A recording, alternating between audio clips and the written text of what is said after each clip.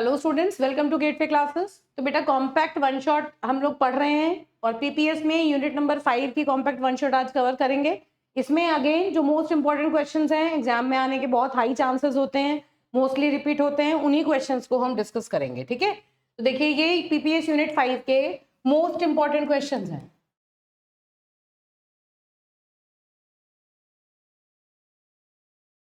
ये इस वीडियो में आपके कवर हो जाएंगे। अभी एक बार नजर लगा लीजिए, बस ये 4 क्वेश्चंस हैं, इनके कुछ पार्ट्स मैंने बना रखे हैं टॉपिक बाय टॉपिक।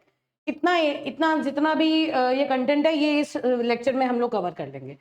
तो यूनिट 5 के जो सिलेबस है उसमें जो मोस्ट इंपॉर्टेंट चीजें जो पढ़नी है वो है पॉइंटर का इंट्रोडक्शन, कैसे पॉइंटर डिक्लेयर करते हैं, क्या होता है पॉइंटर, उसकी एप्लीकेशन क्या होती है।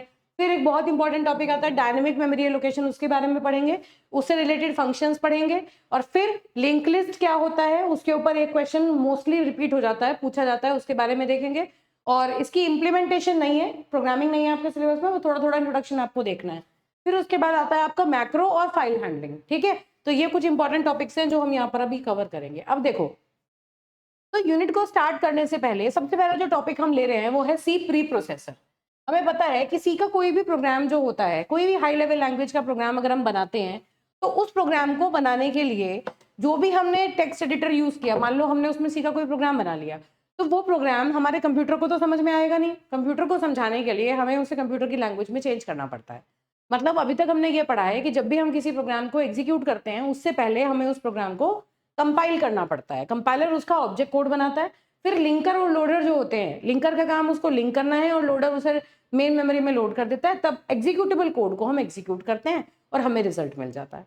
ठीक है, लेकिन कंपाइलर के आने से पहले भी एक सॉफ्टवेयर है, एक मॉड्यूल है जो कि हमारे प्रोग्राम के ऊपर काम करता है, जिसका नाम है प्री प्रोसेसर, है ना। अब रिलेट कीजिए, आप लोगों ने प्रोग्राम्स में देखा है हैश इंक्लूड stdio.h हम यूजुअली लिखते हैं। इसमें जो पहला वाला पार्ट है हैश इंक्लूड, ये होता है pre processor directive. Pre processor नाम से पता चल रहा है प्रोसेसिंग से पहले जो काम करेगा वो प्री प्रोसेसर है। तो मतलब कंपाइलेशन के पास, कंपाइलर के पास प्रोग्राम जाएगा उससे पहले वो प्री प्रोसेसर के पास जाएगा। प्री प्रोसेसर उसमें कुछ मल्टीपल चीजें जो होती हैं, मल्टीपल फंक्शंस परफॉर्म करता है। क्या क्या चीजें परफॉर्म करता है वो भी हम एक एक करके देखेंगे। तो ये प्री प्रोसेसर डायरेक्टिव है। जब प्री प्रोसेसर के पास प्रोग्राम जाएगा तो प्रोग्राम के अंदर प्री प्रोसेसर ये चेक करेगा कि क्या प्री प्रोसेसर डायरेक्टिव आपने लगा रखा है। अब हैश इंक्लूड का मतलब क्या है कि इसके आगे जो भी हेडर फाइल लिखी है आपने, उसके जितने भी इनबिल्ट फंक्शन है, इस हेडर फाइल के अंदर जितने भी फंक्शंस हैं वो सारे के सारे फंक्शन आपके प्रोग्राम के साथ एसोसिएट कर देगा, ये विजिबल करा देगा, आप उनको अपने प्रोग्राम में यूज कर पाएंगे। इस चीज के लिए फैसिलिटी आपको प्री प्रोसेसर डायरेक्टिव प्रोवाइड करता है। ठीक है, तो अब क्या, इसका मतलब क्या हुआ कि stdio.h जो हेडर फाइल है उसको हमारे प्रोग्राम में इंक्लूड कर दीजिए। आपने प्री प्रोसेसर को ये बात बता दी, कैसे? With the help of preprocessor directive. और वो प्री प्रोसेसर डायरेक्टिव इस केस में क्या है? Hash include. ठीक है, अब इतनी बात हमें समझ में आ गई। अब देखो, तो जो भी हम लिखते हैं कोड, वो कंपाइलर जो होता है उसे ऑब्जेक्ट कोड में ट्रांसलेट करता है। ये थ्योरी में मैंने ये सारी चीजें यहाँ पर लिखी हुई है। एक और बहुत इंपॉर्टेंट बात है, आप अगर आपने मान लीजिए अपना आपने प्रोग्राम बनाया और अपने प्रोग्राम में आपने कमेंट्स ऐड किए। कमेंट का मतलब क्या होता है कि प्रोग्राम में आपने ऐसे स्लैश लगा के लिख दिया कि एग्जाम्पल, मान लो आपने कोई इंस्ट्रक्शन लिखी और उसके आगे लिख दिया एग्जाम्पल। जैसे मैंने इसी को कहा कि ये है हेडर फाइल, इस तरह से मैंने लिखा। तो ये कमेंट क्या होते हैं? ये कमेंट बेसिकली ऐसे इंस्ट्रक्शंस होती हैं जो कि एग्जीक्यूट नहीं होती। कमेंट्स को हम एग्जीक्यूट नहीं करते। ठीक है, तो प्री प्रोसेसर क्या करता है, आपके प्रोग्राम में अगर आपने कमेंट्स लगा रखे हैं ना, तो प्री प्रोसेसर उन कमेंट्स को रिमूव कर देता है। It will remove those comments. ठीक बात है। तो ये कुछ बेसिक काम है जो प्री प्रोसेसर करता है। मतलब कंपाइलर के पास जाने से पहले ये प्रोग्राम में जितने भी कमेंट्स लिखे होंगे उन सबको एक एक करके रिमूव कर देगा। ठीक, तो अब जो प्री प्रोसेसर डायरेक्टिव है उसको लिखने का क्या तरीका है? हैश से स्टार्ट होता है, उसके बाद एक लाइन में आप सिर्फ एक प्री प्रोसेसर डायरेक्टिव को लिख सकते हो। इसके बाद में हम कोई सेमीकोलन नहीं लगाते और पूरे प्रोग्राम में यूजुअली हम इसको कहीं भी लिख लेते हैं, लेकिन वैसे ये ऊपर ही लिखा जाता है। ठीक है, और ये जो है ये पूरे प्रोग्राम में स्टार्ट टू एंड हर जगह एक्टिव रहता है, हर जगह ये विजिबल रहता है। ठीक है, till the end of the programme. बस इतनी बातें याद रखनी है। ठीक, ऊपर से एक दो चीजें याद रखनी है मेन बहुत मुश्किल कुछ नहीं है बेटा। देखो, कुछ बच्चों को लगता है बहुत सारा पढ़ना पड़ेगा, ऐसा कुछ नहीं है। ये प्री प्रोसेसर डायरेक्टिव है जो प्री प्रोसेसर को डायरेक्शन दे रहा है। इसके बाद में सेमीकोलन नहीं लगाना, एक लाइन में बस एक ही प्री प्रोसेसर डायरेक्टिव यूज करना है, ये कुछ मेन इंपॉर्टेंट बातें हैं जो आप इसके बारे में याद रखेंगे। अब मेन फंक्शंस क्या क्या होते हैं, इंपॉर्टेंट है, ये एग्जाम में एक दो बार पूछा जा चुका है। What are the main functions performed by the preprocessor directive? सबसे पहला है सिंपल मैक्रो सब्स्टिट्यूशन। पढ़ेंगे, अब जब मैक्रो पढ़ेंगे तो उसके बारे में बात करेंगे। Macro with arguments, conditional compilation और इंक्लूडिंग फाइल्स, ये सारी की सारी टॉपिक्स हैं जो हमें अभी पढ़ने हैं। ये सारे प्री प्रोसेसर के फंक्शंस हैं, मतलब प्री प्रोसेसर ये सारे काम करता है। ठीक, अब ये जो मैंने आपको बताया कि सोर्स कोड जब हम लिखते हैं तो वो सबसे पहले प्री प्रोसेसर के पास जाता है। वो क्या करता है, एक्सपेंडेड कोड बनाता है, एक्सपैंड करता है हमारे कोड को, और कंपाइलर के पास जाके फिर उस कोड को हम ऑब्जेक्ट कोड बना देते हैं। इसे एक्सपेंडेड कोड क्यों कह रहे हैं, क्योंकि मैंने अभी क्या कहा, हैश इंक्लूड का एग्जांपल समझ लो। हैश इंक्लूड क्या कर रहा है कि उसके आगे आपने जो भी हेडर फाइल लिखी, उस हेडर फाइल के अंदर जितने भी फंक्शंस होंगे उन सबकी फंक्शनलिटी, उनकी इंप्लीमेंटेशन आपके प्रोग्राम में लिंक कराने का काम कर देगी वो, है ना। तो इसका मतलब प्रोग्राम के अंदर कुछ एडिशनल चीजों को अटैच कर रहे हो आप, तो इसका मतलब अपने कोड को एक्सपैंड कर रहे हो, बस इसीलिए हम उसको एक्सपैंडेड कोड बोलते हैं। अब प्री प्रोसेसर डायरेक्टिव कौन कौन से होते हैं? Hash define, if endef, if def, else, elif, undef, endif, pragma, include, ये कुछ प्री प्रोसेसर डायरेक्टिव है। इनमें से 4-5 के एग्जांपल्स भी याद रख लोगे, नाम याद रख लोगे तो वो आपके लिए सफिशिएंट है। ठीक है, उसके बाद देखिए अलग अलग काम के लिए अलग अलग यूज होते हैं। अब आता है आपका pre processor macro. Pre processor macro किसे कहते हैं? देखो भाई, किस तरह से लिखते हैं पहले ये समझना। एक एग्जाम्पल से पहले हम इसको समझते हैं। ये देखिए, मान लीजिए मैंने लिखा हैश डिफाइन x100, तो इस बात का मतलब क्या है, हैश डिफाइन जो प्री प्रोसेसर डायरेक्टिव है वो क्या कहता है कि हम अपने प्रोग्राम में x नाम का एक मैक्रो बना रहे हैं, इस मैक्रो का नाम है x, और हमारे पूरे प्रोग्राम में जहां जहां x आएगा उसको 100 से रिप्लेस कर दिया जाएगा। प्री प्रोसेसर क्या करेगा, इसका मतलब क्या है कि जहां जहां पूरे प्रोग्राम में x लिखा हो उसकी जगह उस 100 आपको लिख देना है। ठीक है, तो इस तरह से हम किसी भी मैक्रो को डिफाइन करते हैं। This is a macro. अब इस मैक्रो के दो पार्ट हैं, एक है मैक्रो टेम्पलेट, एक है मैक्रो एक्सपेंशन। जो मैक्रो का नाम होता है उसे कहते हैं मैक्रो टेम्पलेट, और जो उसके अंदर जिससे उसे हमें रिप्लेस करना होता है उसे कहते हैं मैक्रो एक्सपेंशन। ठीक है, अब इसी चीज को देखो मैक्रो नेम और मैक्रो एक्सपेंशन की तरह मैंने लिखा हुआ है, सिंटेक्स इस तरह से हमने इसको लिखा हुआ है। ठीक है, ये हैश डिफाइन क्या है, प्री प्रोसेसर डायरेक्टिव है जो कि मैक्रो को डिफाइन करने के लिए यूज होता है। अब C preprocessor replaces all the occurrence of macro name with macro expansion। जैसे एग्जांपल, मान लीजिए हैश डिफाइन ट्रू 1 लिखा है, तो इसका मतलब जहां भी प्रोग्राम में ट्रू लिखा होगा कैपिटल में वहां 1 लिख देंगे। ठीक है, अब चलिए इसको मैं थोड़ा सा कम कर देती हूँ, अननेसेसरी इतने एग्जांपल्स की लास्ट टाइम पे आप लोग पढ़ेंगे, आपको रिक्वायरमेंट नहीं है। ये 3 एग्जाम्पल आप इसके याद रखिए, एग्जाम में अगर लिख के आने पड़े तो इस तरह से आपके लिए सफिशियंट रहेगा। ठीक है बेटा, चलिए तो ये जो हमने डिक्लेयर किया ये बेसिकली कैसे लगेगा, ऐसा लगेगा जैसे हमने कोई वेरिएबल क्रिएट किया है ना। क्यों? क्योंकि ट्रू एक, मान लो ट्रू एक वेरिएबल का नाम है, 1 उसकी वैल्यू है, फॉल्स एक वेरिएबल का नाम है, 0 उसकी वैल्यू है, पाई एक वेरिएबल का नाम है, ये उसकी वैल्यू है। तो यूजुअली कहते हैं कि मैक्रो को एज अ वेरिएबल भी दिखता है, मैक्रो कई बार एज अ फंक्शन भी दिखता है। तो ये जो सिंगल लाइन मैक्रो हमने लिखे है ना, ऐसा मैक्रो जिसमें हम कोई आर्ग्यूमेंट नहीं दे रहे, this is macro without argument, इसके अंदर हमने कोई आर्ग्यूमेंट नहीं दिया, तो ये मैक्रो एक वेरिएबल की तरह देखा जाता है ना, it functions as a variable, इसको कहते हैं मैक्रो एज अ वेरिएबल। अब एग्जांपल देखो, इस वाले एग्जांपल में देखो, सिंपल से एग्जांपल है ये वाला, है ना। देखो भाई क्या है इसमें, हमने क्या किया, इसे हटा दो, सिंप्लीफाई करो। अगर आपसे कोई मैक्रो पूछता है तो बस एक एग्जांपल से आपको वो समझा देना। चलिए देखिए, हाँ देखो भाई क्या है, हमने एग्जाम्पल लिया पाई 3.1415, हमने पाई नाम का एक मैक्रो बनाया, ये है मैक्रो टेम्पलेट, ये क्या है मैक्रो टेम्पलेट, और ये है मैक्रो एक्सपेंशन, है ना, जो जिसके बारे में हमने बात की। तो मतलब क्या हुआ कि जहां जहां हमारे प्रोग्राम में पाई लिखा होगा वहां वहां पाई की जगह ये 3.1415 रिप्लेस कर दिया जाएगा। कंपाइलर को क्या दिखेगा, कंपाइलर को 3.1415 दिखेगा, कंपाइलर को पाई दिखेगा ही नहीं, क्योंकि कंपाइलर के पास आने से पहले प्री प्रोसेसर उसकी वैल्यू को रिप्लेस कर देगा। ठीक है, इसको कहते हैं macro, this is the definition of a macro. ठीक, अब हमने क्या किया, देखो यहाँ पर मेन के अंदर आए float r is equal to 6.25, हमने एक रेडियस लिया, फ्लोट वेरिएबल लिया, उसकी वैल्यू 6.25 से इनिशियलाइज कर दिया। एरिया कैलकुलेट कर रहे हैं, area is equal to pi into r, अब जब ये कंपाइलर के पास जाएगा तो कंपाइलर को 3.1415 दिखेगा, पाई नहीं दिखेगा, क्योंकि पाई क्या है, एक प्री प्रोसेसर मैक्रो है ना, जिसकी वैल्यू को पहले ही सब्स्टिट्यूट कर दिया जाएगा।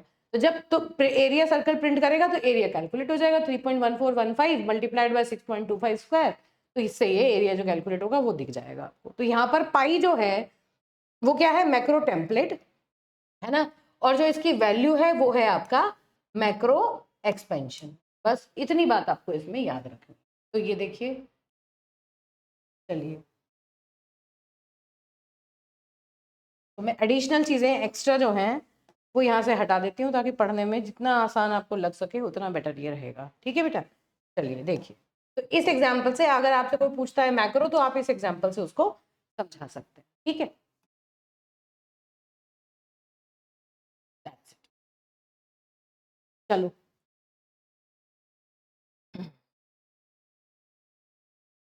अगला देखो, क्या क्या पॉइंट्स आपको याद रखने हैं जब आप कोई मैक्रो बनाते हैं, तो उसके क्या क्या पॉइंट याद रखने हैं। मैक्रो टेम्पलेट और मैक्रो एक्सपेंशन के बीच में ब्लैंक होना जरूरी है। ऐसा नहीं है कि मैक्रो टेम्पलेट लिखा आपने और इमीडिएटली बिना किसी स्पेस के आपने मैक्रो एक्सपेंशन लिख दिया, नहीं होना चाहिए, क्योंकि वो मैक्रो एक्सपेंशन जो होगा वो मैक्रो टेम्पलेट का ही पार्ट बन जाएगा। ठीक है, दूसरी बात, हैश और डिफाइन के बीच में स्पेस आप दे दो ना दो उससे कोई फर्क नहीं पड़ता, दैट्स इट। बस इसके अलावा यहाँ पर और एग्जाम्पल्स लिखे हुए हैं, आप इनको छोड़ भी सकते हैं, कोई प्रॉब्लम नहीं है। ठीक है, तो बस यहाँ पॉइंट्स टू रिमेंबर में ये दो जो पॉइंट्स हैं, इन दो पॉइंट्स को आपको यहाँ पर बेटा याद रखना है। ये these are the most important things that you need to understand. अब और एग्जाम्पल्स की रिक्वायरमेंट नहीं है, तो आपको समझ में आ गया मैक्रो क्या होता है, किस तरह से मैक्रो को डिफाइन करते हैं, और प्री प्रोसेसर मैक्रो का काम क्या होता है कि हैश डिफाइन के बाद जो भी वैल्यू लिखी है उस वैल्यू को आप क्या करें, पूरे प्रोग्राम में जो एक्सपेंशन है उस एक्सपेंशन से उसको रिप्लेस कर दें, दैट्स इट। इतनी बातें याद रखनी है। ठीक, चलिए मैं सिंप्लीफाई करती चलूंगी, जितना जितना इंपॉर्टेंट है आपके लिए उतना उतना आप देखते जाइए। अब ये बहुत इंपॉर्टेंट बात है क्या, कि हम मैक्रो डेफिनेशन प्रोग्राम में यूज क्यों करते हैं, what is the benefit of using macro definition. ये जो हैश डिफाइन करके हमने पाई की वैल्यू 3.1415 लिखी, इससे हमें फायदा क्या हुआ, रिप्लेस करके क्या फर्क पड़ जाता है ना। अगर हम कोई वेरिएबल लेते, इंट मान लीजिए मैंने कोई वेरिएबल लिया, उस वेरिएबल की वैल्यू भी मैंने इसी तरह लिखी, तो उससे क्या फर्क पड़ जाता, मैक्रो मैंने क्यों लिया, इसका क्या बेनिफिट है। देखिए कई बार कुछ इंस्टेंसेस ऐसे होते हैं, मान लीजिए हमें कोई काम कराना, जैसे कि हम ये कहें कि मान हमें क्लियर स्क्रीन करना है, अपने कंप्यूटर पर हमें स्क्रीन को क्लियर करना है, क्लियर स्क्रीन का फंक्शन हमें रन करना है, और स्क्रीन को क्लियर करने के लिए प्रोग्रामिंग में एक कोड लिखना पड़ता है जिसकी वैल्यू ये है। मान लीजिए मुझे कोई प्रोग्राम लिखना है, क्या है, /x1b ब्रैकेट 2j, इतनी बड़ी जो ये पैटर्न है स्ट्रिंग का, ये मुझे याद रखना पड़ेगा। मुझे जितनी बार भी मुझे क्लियर स्क्रीन करना पड़े, तो बेटर क्या है कि मैं जहां जहां मुझे स्क्रीन क्लियर करना हो, मुझे बस क्लियर स्क्रीन लिखना है, और ऊपर मैं डिफाइन कर दूं हैश डिफाइन दिस। तो इससे क्या फर्क पड़ जाएगा कि भाई मुझे इतना बड़ा मुश्किल पैटर्न याद करने की जरूरत नहीं है, मुझे बस ये याद रखना है कि जहां भी मुझे स्क्रीन क्लियर करनी है, मुझे वहां पर क्लियर स्क्रीन टाइप कर देना। उससे क्योंकि कंपाइलर के पास जाएगा, उससे पहले क्लियर स्क्रीन अपने आप ही रिप्लेस हो जाएगा उससे, तो कंपाइलर को वही दिखेगा, क्लियर स्क्रीन दिखेगा ही नहीं। पहला बेनिफिट। ठीक है, तो क्या करेंगे, हैश डिफाइन क्लियर स्क्रीन, ये इस तरह से लिख देंगे। इससे क्या होगा, क्लियर स्क्रीन के बजाय ये ऑटोमेटिकली रिप्लेस हो जाएगा कोड में। All occurrences of clear screen would automatically be replaced by this before compilation। पहला फायदा। दूसरा फायदा क्या है, मान लीजिए हमने लिखा हैश डिफाइन पाई 3.141592, ये लिखा मैंने, क्या बेनिफिट है इसका। अब मुझे ये बताओ, मान लो यहाँ तो चलो मैंने सिंपल से एग्जांपल लिया, मान लीजिए मुझे इस पाई की जो वैल्यू है, ये पाई की वैल्यू मैंने अपने प्रोग्राम में सपोज 100 प्लेसेस पे यूज की है ना। अब अगर ये 3.141592 की जो वैल्यू है, ये वैल्यू में मुझे चेंज करना पड़े, कोई और कांस्टेंट हो उसकी वैल्यू मुझे मॉडिफाई करनी पड़े, तो मुझे वो 100 प्लेसेस पे मॉडिफाई करनी पड़ेगी।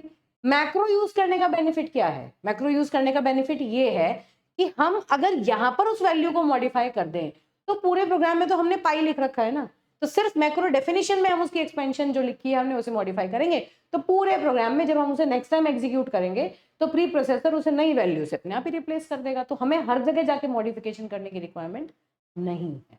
तो ये इंपॉर्टेंट चीज है कि हम एडवांटेजेस क्या है, मैक्रो डेफिनेशन क्यों लिखते हैं, मैक्रो डेफिनेशन के क्या फायदे हमें प्रोग्रामिंग में हो सकते हैं। तो इस तरह की जो आपकी डेफिनेशंस होती हैं उन्हें हम कहते हैं मैक्रो एज वेरिएबल।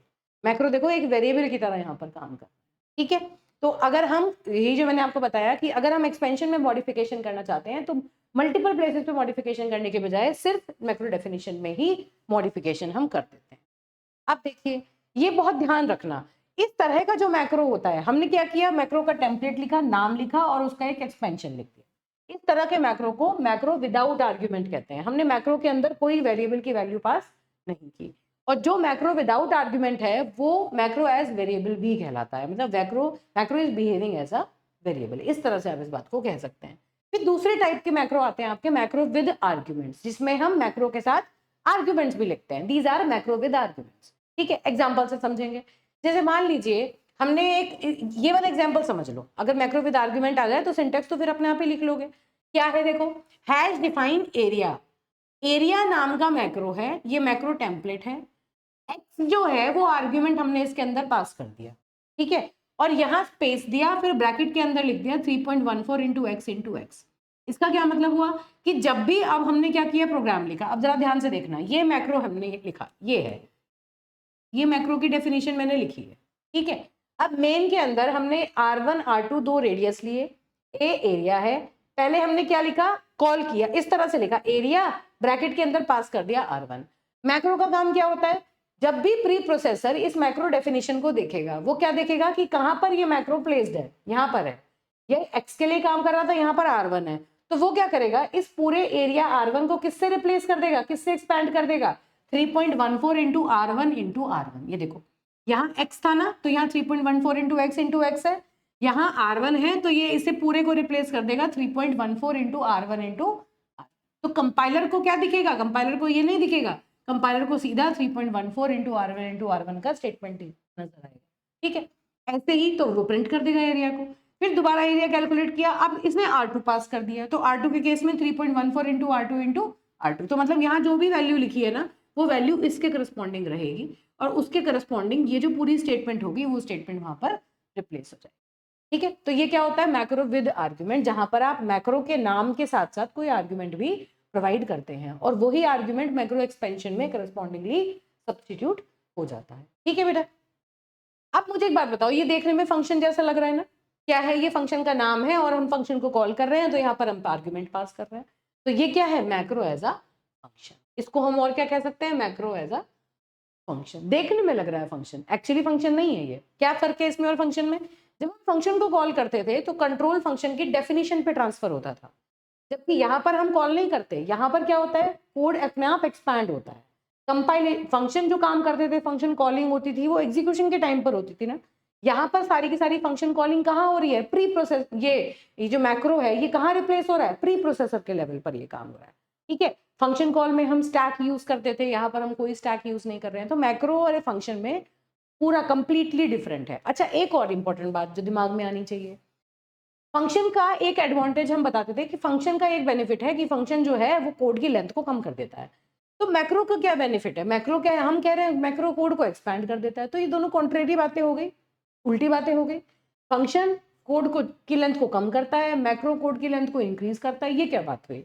तो मैक्रो हम कहाँ यूज करते हैं, जहां पर हमें कोई काम रिपीटेडली अपने प्रोग्राम में कराना है, लेकिन एक आधी लाइन की बात है, बस एक आधी लाइन का कोड है जिसको हमें रिपीटेडली रिप्लेस करना है, वहां पर हम मैक्रोज यूज करेंगे, वो ज्यादा बेनिफिशियल है। और जहां पर काफी बड़ा ब्लॉक ऑफ स्टेटमेंट है, उसको रिपीटेडली बनाना है, तो उसके केस में हम फंक्शन बनाते हैं, क्योंकि फंक्शन को कॉल करना फिर वापस कंट्रोल को लेके आना एक एडिशनल ओवरहेड क्रिएट करता है। और अगर हम बड़े बड़े चीजों का मैक्रो बनाएंगे तो उस केस में बार बार वो एक्सपैंड करेगा, तो कोड की लेंथ हमारी बढ़ जाएगी। इसलिए मैक्रो कहाँ यूज करना है, जहां पर आपको किसी नंबर ऑफ स्टेटमेंट को, एक दो स्टेटमेंट को मल्टीपल टाइम रिपीट करना है। फंक्शन कहाँ बनाएंगे, जहां ब्लॉक ऑफ स्टेटमेंट ज्यादा होता है, ठीक है।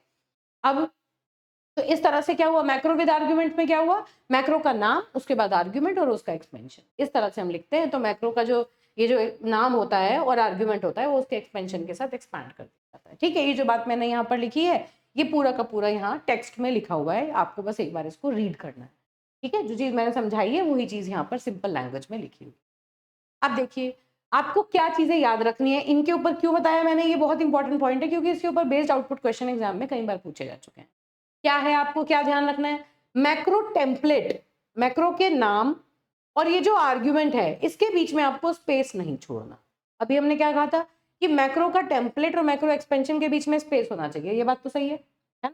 लेकिन मैक्रो का ये जो नाम लिखा ना आपने विद आर्ग्यूमेंट में, अब अगर आप एक्स और एरिया के बीच में आपने स्पेस छोड़ दिया तो अब ये जो एक्स है ना, ये एक्स जो है ये मैक्रो एक्सपेंशन का पार्ट बन जाएगा, इसको मैक्रो टेम्पलेट समझ लिया जाएगा और इसको मैक्रो एक्सपेंशन के पार्ट पे समझ लिया जाएगा।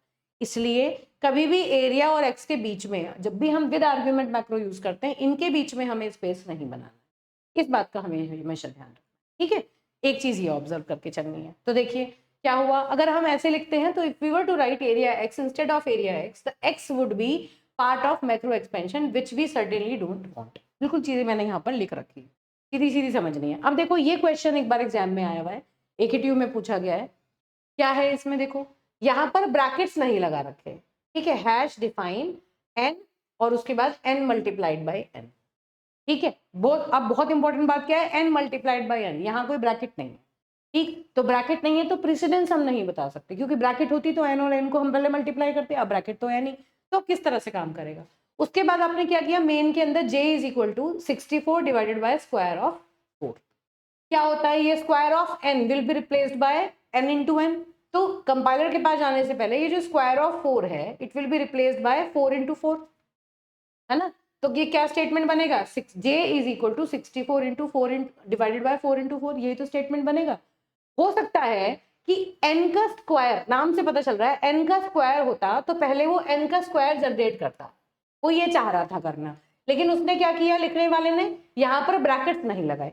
तो अब इस केस में जब ये इवेल्युएट होगा तो ये कैसे होगा, ये देखो ये एक मल्टीप्लीकेशन एक डिवीजन है, लेफ्ट टू राइट इनकी एसोसिएटिविटी होती है, प्रेसिडेंस दोनों की सेम है, तो पहले ये ऑपरेशन होगा। तो 64 को 4 से डिवाइड करेंगे आएगा 16, और 16 को अगर 4 से मल्टीप्लाई करेंगे तो आएगा 64। तो जब आप j को प्रिंट करोगे तो ये 64 प्रिंट करेगा।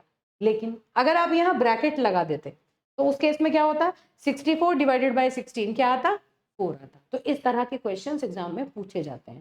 ध्यान क्या रखना है, क्योंकि यहाँ पर ब्रैकेट नहीं लगाया तो उसकी वजह से जो इसकी प्रेसिडेंस है उसके ऑर्डर में चेंज आ गया। देखो अगर ये ब्रैकेट होता तो पहले ये इवेल्युएट होता, उसके बाद हम डिवाइड करते, ब्रैकेट नहीं था तो पहले हमने डिवाइड किया उसके बाद हमने मल्टीप्लाई किया, तो दोनों के आंसर्स अलग अलग आए। ये चीज बताने के लिए ये एग्जाम्पल मैंने लिखा हुआ है, इंपॉर्टेंट है, इसके ऊपर बेस्ड क्वेश्चन रिपीट हो चुके हैं, ठीक है। और ये तो अभी लास्ट ईयर ही एग्जाम में आया था। इसमें देखिए क्या है, इसमें हैश डिफाइन ए, हालांकि डिफाइन की स्पेलिंग इन्होंने बाय मिस्टेक उन्होंने गलत लिख रखी है, अदरवाइज हम इसको सही मान के चल रहे हैं। ए 2 मल्टीप्लाइड बाय 2 प्लस 2, अगेन यहाँ पर कोई ब्रैकेट नहीं लगा है ना। तो अब क्या हुआ, इस a की वैल्यू को हम जहां जहां a यूज हुआ है वहां पर रिप्लेस कर देंगे। तो क्या हुआ, सबसे पहले b is equal to 2 upon a, है ना, 2 अपॉन 2 इंटू 2 प्लस 2। तो देखो ये पूरा स्टेटमेंट बन गया। कायदे में यहाँ पर ब्रैकेट होना चाहिए था, यहाँ पर एक ब्रैकेट होना चाहिए था, है ना, लेकिन यहाँ ब्रैकेट नहीं है। तो अब क्या होगा, मल्टीप्लाई डिवाइड और प्लस, 3 ऑपरेशन हैं। तो सबसे पहले क्या हुआ, लेफ्ट से राइट की तरफ चलो। पहला ऑपरेटर क्या है, डिवीजन, डिवीजन कर दिया, 1 आ गया, 1 इंटू 2 प्लस 2। अब क्या है, मल्टीप्लीकेशन और प्लस, इन दोनों में प्रेसिडेंस किसकी ज्यादा है, मल्टीप्लीकेशन की। देखो अभी इस टाइम पर यहाँ पर 4 ऑपरेटर नजर आ रहे हैं आपको, प्लस, मल्टीप्लीकेशन, डिवीजन और असाइनमेंट। इन सब में सबसे कम प्रेसिडेंस असाइनमेंट की है, सबसे लास्ट में हम असाइनमेंट करेंगे। मल्टीप्लीकेशन डिवीजन की प्रेसिडेंस सेम है, मतलब इनकी प्रायोरिटी सेम है, लेकिन वो प्लस से ज्यादा है, ठीक है। तो इसका मतलब प्लस से पहले मल्टीप्लीकेशन डिवीजन होंगे। अब इन दोनों में से पहले कौन सा होगा, left to right associativity check करो, लेफ्ट में डिवीजन है तो डिवीजन पहले हो जाएगा। तो ये 1 इंटू 2, 2 प्लस 2 क्या आ गया, 4। तो बी की वैल्यू क्या आ गई यहाँ पर, 4, और सी की वैल्यू क्या आ गई, 4 प्लस 4, 8, ठीक है, 4 प्लस 4 8। तो बी और सी जो है वो 4 और 8 यहाँ पर प्रिंट हो जाएंगे। अब अगर यहाँ ब्रैकेट लगा होता तो फिर उस केस में बात अलग होती। अगर यहाँ ब्रैकेट होता तो फिर क्या होता, 2 इंटू 2 4, 4 प्लस 2 6, तो 2 डिवाइडेड बाय 6 होता। तो बी की वैल्यू 2 अपॉन 6 मतलब 0 आती, है ना, 0 पॉइंट समथिंग आता तो नेचुरली वो 0 आती, ठीक है। तो इस तरह से क्वेश्चंस पूछे जाते हैं। कहने को अलग क्वेश्चन है लेकिन देखो एग्जैक्टली वही चीज है, बस यहाँ पर वैल्यूज अलग दे रखी है, ठीक है। अब देखो, अब इसी को इम्प्लीमेंट करके देखते हैं। अगर मान लो मुझे मैक्रो की हेल्प से एक प्रोग्राम बनाना है कि 2 नंबर हैं, उन दोनों नंबर में से बड़ा नंबर बताओ। तो देखो मैंने क्या किया, एक लाइन का कोड लिख दिया बस, hash define max a comma b, अगर a b से बड़ा है तो a नहीं तो b, बस कंडीशनल ऑपरेटर लगा के मैंने यहाँ पर मैक्रो डेफिनेशन लिख दी। तो अब यहाँ क्या होगा, a b big, enter 2 number, a और b 2 नंबर हमने इनपुट करा लिए, और big is equal to max a comma b लिख दिया मैंने। तो क्या होगा, कंपाइलर के पास जाने से पहले ये जो मैक्स है इसकी वैल्यू को इससे रिप्लेस कर दिया जाएगा। तो ये जो पूरा का पूरा ऑपरेशन है, ये पूरा ऑपरेशन यहाँ परफॉर्म हो जाएगा। यहाँ लिख दिया जाएगा, और ए और बी में से जो भी बड़ा नंबर होगा वो बिग में चला जाएगा, उसको हम प्रिंट करा देंगे। तो ये मैक्रो विद आर्ग्यूमेंट का एक और एग्जाम्पल है। एरिया वाला एग्जाम्पल था, ये दो वेरिएबल्स की वैल्यू अगर आपको गिवन है या आपको एग्जाम में यूजर से पूछनी है, उनमें से बड़ा वेरिएबल डिस्प्ले करना है, तो उसके लिए आप ये काम कर सकते हैं। तो मैक्रो और फंक्शन में मेजर डिफरेंसेस क्या होते हैं? देखो, मैक्रो जो है वो कंपाइल्ड नहीं है, प्री प्रोसेस्ड है। हमें पता है प्री प्रोसेसर के टाइम पर काम करता है, जबकि जो फंक्शन है वो कंपाइल्ड है, वो कंपाइलेशन के बाद काम करता है। ठीक है, मैक्रो जो है वो कंपाइलेशन एरर को चेक नहीं करता, क्योंकि कंपाइलर से पहले ही काम कर लेता है। जो फंक्शन है वो कंपाइलेशन एरर में आ जाता है, उसको चेक करता है। अब कोड लेंथ जो है वो बढ़ती है, मैक्रो में हम एक्सपैंड करते हैं, फंक्शन में कोड लेंथ जो होती है वैसे सेम रहती है, ऑल्दो अगर हम बड़े फंक्शंस लिख रहे हैं तो रिड्यूस भी हो जाती है, आप ज्यादा कॉल कर रहे हैं अगर। मैक्रो जो है वो एग्जीक्यूशन उनका फंक्शन के कंपैरिजन में फास्ट होता है, क्योंकि फंक्शन में फंक्शन को कॉल करना है, कंट्रोल ट्रांसफर करना है, फिर वापस लौट के आना है, तो उसमें टाइम वेस्ट होता है। कंपाइलेशन से पहले मैक्रो नेम को हम मैक्रो वैल्यू से रिप्लेस कर देते हैं, जबकि फंक्शन कॉल में कंट्रोल जो होता है वही ट्रांसफर होता है ना, ये डिफरेंस है। मैक्रो में कंट्रोल ट्रांसफर नहीं होता, मैक्रो में सब्सटीट्यूशन होता है वैल्यू का। मैक्रो कहाँ यूज होती है? जहाँ small piece of code multiple time programme में यूज हो रहा है। फंक्शन कहाँ हेल्पफुल है? जहाँ large piece of code repeated number of time execute हो रहा है। ये भी एग्जाम में पूछा जा सकता है। अब देखिए, फिर एक क्वेश्चन आ जाता है फाइल इंक्लूजन के ऊपर, बस हल्का सा ध्यान रख के चलना। फाइल को इंक्लूड करने के दो तरीके हो सकते हैं, या तो फाइल का नाम आप डबल कोट्स में लिख दो, या फिर इस तरह लिखो जैसे हम यूजुअली लिखते हैं। इन दोनों में क्या डिफरेंस होता है? अगर आप डबल कोट्स के अंदर हैश इंक्लूड डबल कोट्स के अंदर फाइल का नाम लिखते हो, तो इसका मतलब है कि ये जो आपकी कमांड है ना, ये इस पर्टिकुलर फाइल के लिए करंट डायरेक्टरी जिसके अंदर आप काम कर रहे हो और जितने भी लिस्ट ऑफ डायरेक्टरीज हैं उन सब के अंदर इस फाइल को सर्च करेगा। और अगर आप नॉर्मल इस तरह से लिखते हो तो ये सिर्फ और सिर्फ स्पेसिफाइड लिस्ट ऑफ डायरेक्टरीज में सर्च करेगा, करंट डायरेक्टरी में इस फाइल को सर्च नहीं करेगा। बस इतना ध्यान रखना, ठीक है? डायरेक्टरी स्ट्रक्चर आपने नहीं पढ़ रखा, एकदम से लास्ट मोमेंट पे, लास्ट डे पे नहीं समझ आ सकता। आपको ये याद रखना है कि जब भी फाइल को हम इस तरह से इंक्लूड करते हैं तो वो करंट डायरेक्टरी को भी सर्च करता है और लिस्ट ऑफ डायरेक्टरी जो स्पेसिफाइड होती है पाथ पर उन सबको सर्च करता है इस पर्टिकुलर फाइल को ढूंढने के लिए। ठीक है, लेकिन इसके केस में क्या होता है, ये जो कमांड होती है ये इस फाइल को स्पेसिफाइड लिस्ट ऑफ डायरेक्टरीज में सर्च करेगी, करंट डायरेक्टरी में उसको सर्च नहीं करेगी। ठीक है, अब आता है आपका कंडीशनल कंपाइलेशन। ये भी एग्जाम में पूछ लिया जाता है। क्या होता है? बड़ा इजी है। कंडीशनल एग्जीक्यूशन हमने पढ़ा है ना? If statement, if else statement क्या होते थे? वो क्या करते थे? एक कंडीशन के ऊपर बेस्ड हम एग्जीक्यूशन करते हैं। अगर ये कंडीशन ट्रू है तो ये सेट ऑफ ब्लॉक जो है, ये सेट ऑफ स्टेटमेंट एग्जीक्यूट होंगे। अगर ये कंडीशन फॉल्स है तो ये सेट ऑफ ब्लॉक एग्जीक्यूट नहीं होंगे। यही तो बात होती थी। तो कंडीशनल कंपाइलेशन क्या कहता है कि हमने कंपाइल करने पर भी कंडीशन लगा दी। प्री प्रोसेसर के लेवल पर ही तो ये काम कर सकते हैं। प्री प्रोसेसर ये डिसाइड कर सकता है कि ये कोड कंपाइल होगा और ये कोड कंपाइल नहीं होगा। कौन सा कोड कंपाइल होगा उस पर भी हम चेक लगा सकते हैं। किसकी हेल्प से? कंडीशनल कंपाइलेशन की हेल्प से। कैसे? देखिए, इसके लिए हमारे पास अलग से प्री प्रोसेसर डायरेक्टिव्स प्रोवाइडेड होते हैं। क्या है वो? If def hash if def, इसके बाद मैक्रो का नाम लिख दो आप। क्या मतलब है इसका?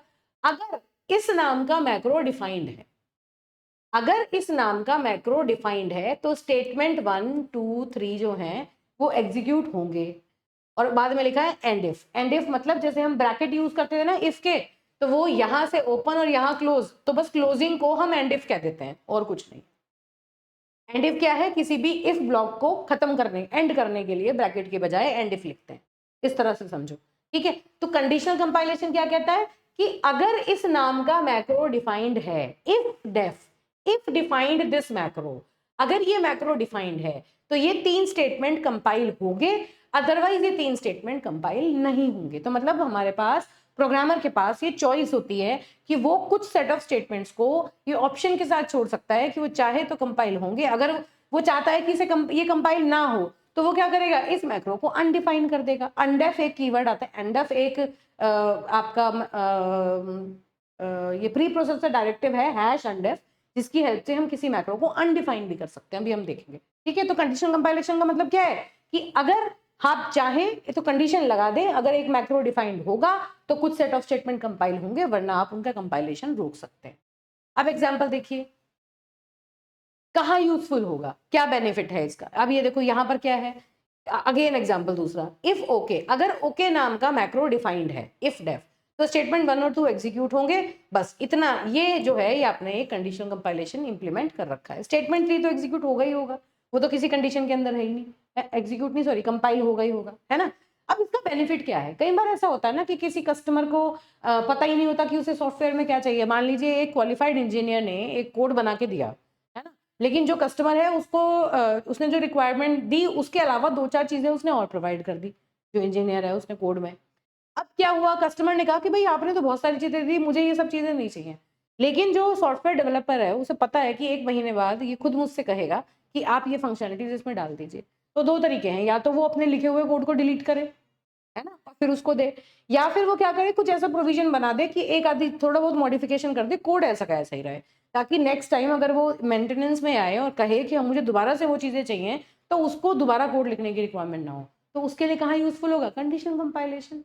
वो क्या करेगा, बस इस ये जो ओके नाम का मैक्रो है उसे डिफाइन कर देगा, तो ये स्टेटमेंट कंपाइल होने लगेंगे और उसकी फंक्शनलिटी उस कोड में आ जाएगी, है ना, सारी फंक्शनलिटीज मिलने लगेंगी। और अगर वो इसको अनडिफाइन कर देगा तो ये स्टेटमेंट कंपाइल होने बंद हो जाएंगे, तो इनकी फंक्शनलिटी बंद हो जाएगी। तो एज एंड व्हेन रिक्वायर्ड, अगर कुछ फंक्शनलिटीज हमें ऐड करनी होती हैं या हटानी होती हैं, तो उस मेंटेनेंस वाले पर्पज के लिए ये जो कंडीशन कंपाइलेशन है ये बहुत यूजफुल होता है। ठीक है, अब देखिए, इफ एलिफ, एल्स इफ और एल्स इफ जैसे था ना, ऐसे ही इफ और एलिफ है। इसमें क्या करते हैं, if test less than equal to 5, अगर टेस्ट की वैल्यू, टेस्ट क्या है, टेस्ट एक मैक्रो है, प्री डिफाइंड मैक्रो, इसके पहले हमने हो सकता है टेस्ट डिफाइन कर रखा हो एग्जांपल में। तो टेस्ट की वैल्यू अगर लेस देन इक्वल टू 5 है तो स्टेटमेंट 1 और 2 एग्जीक्यूट होंगे, नहीं तो स्टेटमेंट 4 और 5 एग्जीक्यूट होंगे। इस काम के लिए हैश इफ, हैश एल्स और हैश एंड इफ ये हम लगाते हैं। ये क्या है, इफ एल्स, है ना, बिल्कुल इफ एल्स की तरह है, हैश इफ हैश एल्स। और एल्स इफ की जगह ये जो एल्स इफ हम यूज करते थे ना, उसकी बजाय हम यहाँ लिख सकते हैं elif, hatch elif, L if, ऐसे ही हटा के एलिफ इनको कंबाइन कर दिया जाता है। तो देखो, ठीक है, इस तरह से भी लिख सकते हैं, if else if else if else if else, ऐसे भी लिख सकते हैं। जैसे लेडर बनाते थे इफ एल्स की, उस तरह से हम इसको यहाँ पर भी बना सकते हैं। फिर आता है अनडेफ, किसी बने बनाए मैक्रो को अनडिफाइन करने का काम। जैसे अगर मैं कहूँ हैश डिफाइन x100, मैंने एक मैक्रो बनाया, ठीक है, अब मैं लिख दूं हैश अनडेफ, तो मैंने क्या किया, अनडेफ x। तो क्या हुआ, मैंने सीधा सीधा क्या किया, मैंने इसको x को अनडिफाइन कर दिया। अनडिफाइन मतलब अब x जो है वो एग्जिस्ट नहीं करता। इस पर्पज के लिए हम अनडेफ को यूज करते हैं। ठीक है, तो ये क्या करेगा, it will cause the definition of Pentium to be remove from the system. एक एग्जाम्पल के लिए यहाँ ले रखा है, आप इसको ऐसे भी ले सकते हैं। अब देखिए, following list of all the pre processor, आया आया एग्जाम में इस तरह पूछा गया है कि आप प्री प्रोसेसर डायरेक्टिव्स लिखिए। कौन कौन से हैं, मेन इंपॉर्टेंट याद रखो, hash define, undef, include, if def, if end def. If def का मतलब है if defined, if end def का मतलब है if not defined, if not defined this particular directive, है ना। एन का मतलब है if not defined, if def का मतलब है इफ डिफाइंड, ठीक, if else elif end if. तो ये कुछ बेसिक प्री प्रोसेसर डायरेक्टिव्स हैं जो कि हम अपने कोड में यूज कर सकते हैं। अब आते हैं आपके पॉइंटर्स। पॉइंटर्स को शुरू करने से पहले हल्का सा इंट्रोडक्शन ये लेते हैं कि पॉइंटर्स की रिक्वायरमेंट क्या होती है। जब भी हम कोई नॉर्मल वेरिएबल क्रिएट करते हैं, हमें पता है जब हम कोई वेरिएबल क्रिएट करते हैं तो वो मेमोरी में जाके एक स्पेस लेता है, ऑक्यूपाई करता है स्पेस। अगर मैं उस वेरिएबल की वैल्यू को प्रिंट कराऊं तो मुझे वेरिएबल का नाम यूज करना पड़ता है। जैसे अगर मान लीजिए मैंने लिखा int a is equal to 30, तो क्या हुआ, उसने मेमोरी में एक स्पेस लिया a, उसके अंदर 30 स्टोर हो गया, लेकिन कहाँ स्टोर हुआ, ये किसी ना किसी मेमोरी लोकेशन पे जाके स्टोर हुआ। अब इसका एड्रेस मुझे कैसे पता चलेगा, इसका एड्रेस पता करने के लिए मेरे पास एक ऑपरेटर है जिसे हम कहते हैं एड्रेस ऑफ ऑपरेटर, ये एंड, है ना। इस एड्रेस ऑफ ऑपरेटर से मैं इसका एड्रेस पता कर सकती हूँ। तो मैंने क्या किया, देखो, value of a is equal to percentile d, value of address of a is equal to percentile u। u मतलब ये जो होता है बेसिकली अनसाइंड होता है। एड्रेस जो होता है वो अनसाइंड इंटीजर होता है, इसकी वजह से हम इसको u के लिए u यूज करते हैं इसको प्रिंट कराने के लिए। तो देखो, a और एड्रेस ऑफ a हमने प्रिंट कराया। मैंने मान के चला कि मान लीजिए इसका एड्रेस 1000 है, कुछ भी हो सकता है, ठीक है। तो इसने a की वैल्यू पहले प्रिंट की 30 और a का फिर एड्रेस प्रिंट कर दिया 1000। तो ये जो एड्रेस ऑफ a है, इससे हमने a का एड्रेस पता कर लिया किस एड्रेस पर ये स्टोर हुआ। ऐसे ही अगर b कोई दूसरा वेरिएबल है फ्लोट, तो उसके लिए भी हमने उसकी वैल्यू और उसका एड्रेस प्रिंट कर दिया। ठीक है, तो कहने का मतलब क्या हुआ कि जब भी हम कोई वेरिएबल क्रिएट करते हैं तो हम उस वेरिएबल की वैल्यू या उसके एड्रेस को एक्सेस करने के लिए हमें उस वेरिएबल का नाम जरूरत पड़ती है। लेकिन अगर मैं ये चाहूँ कि मैं उस वेरिएबल का नाम यूज किए बिना उसका एड्रेस और उसकी वैल्यू को एक्सेस कर पाऊँ, तो उसके लिए हम पॉइंटर्स यूज कर सकते हैं। पॉइंटर बेसिकली क्या होता है, पॉइंटर एक ऐसा वेरिएबल है जो किसी मेमोरी एड्रेस स्टोर करता है of another variable of same type. इस बात का क्या मतलब है, पहले जरा ध्यान से समझो, यहाँ से देख के समझ में आएगा क्या है ये। देखिए, मान लीजिए मैंने डिक्लेयर किया, we are declaring a pointer, declaration of pointer, किस तरह से पॉइंटर को डिक्लेयर करते हैं। एक बात बताओ, पॉइंटर क्या है, पॉइंटर एक वेरिएबल है, वेरिएबल है तो उसको नेचुरली हमें डिक्लेयर करना पड़ेगा। कोई भी वेरिएबल है, we need to declare that variable, है ना। डिक्लेरेशन क्यों करना पड़ता है, कंपाइलर को बताने के लिए हमें डिक्लेयर करना पड़ता है। जब तक कंपाइलर को नहीं बताएंगे तब तक हम कैसे उसके आगे काम कर सकते हैं, नहीं कर सकते। तो we need to declare a variable, तो we need to declare a pointer also. Integer asterisk P, इस तरह से हम पॉइंटर को डिक्लेयर करते हैं। जब मैंने यूनिट 3 में आपको call by value, call by reference पढ़ाया था, वहां भी मैंने पॉइंटर का इंट्रोडक्शन आपको बताया था, वहां से आप इसको एक बार रिवर्ट करके देख सकते हैं। ठीक है, उसी चीज को देख रहे हैं। तो यहाँ इसका p का मतलब क्या है कि p एक ऐसा पॉइंटर वेरिएबल है जो किसी दूसरे इंटीजर वेरिएबल का एड्रेस होल्ड कर सकता है। It is capable to hold the address of another integer variable. Float pointer q, q एक ऐसा वेरिएबल है जो कि किसी फ्लोट वेरिएबल का एड्रेस होल्ड कर सकता है। r एक कैरेक्टर पॉइंटर है या फिर एक ऐसा पॉइंटर वेरिएबल है जो किसी दूसरे कैरेक्टर वेरिएबल का एड्रेस होल्ड कर सकता है। तो मतलब हम अलग अलग टाइप के पॉइंटर वेरिएबल क्रिएट कर सकते हैं।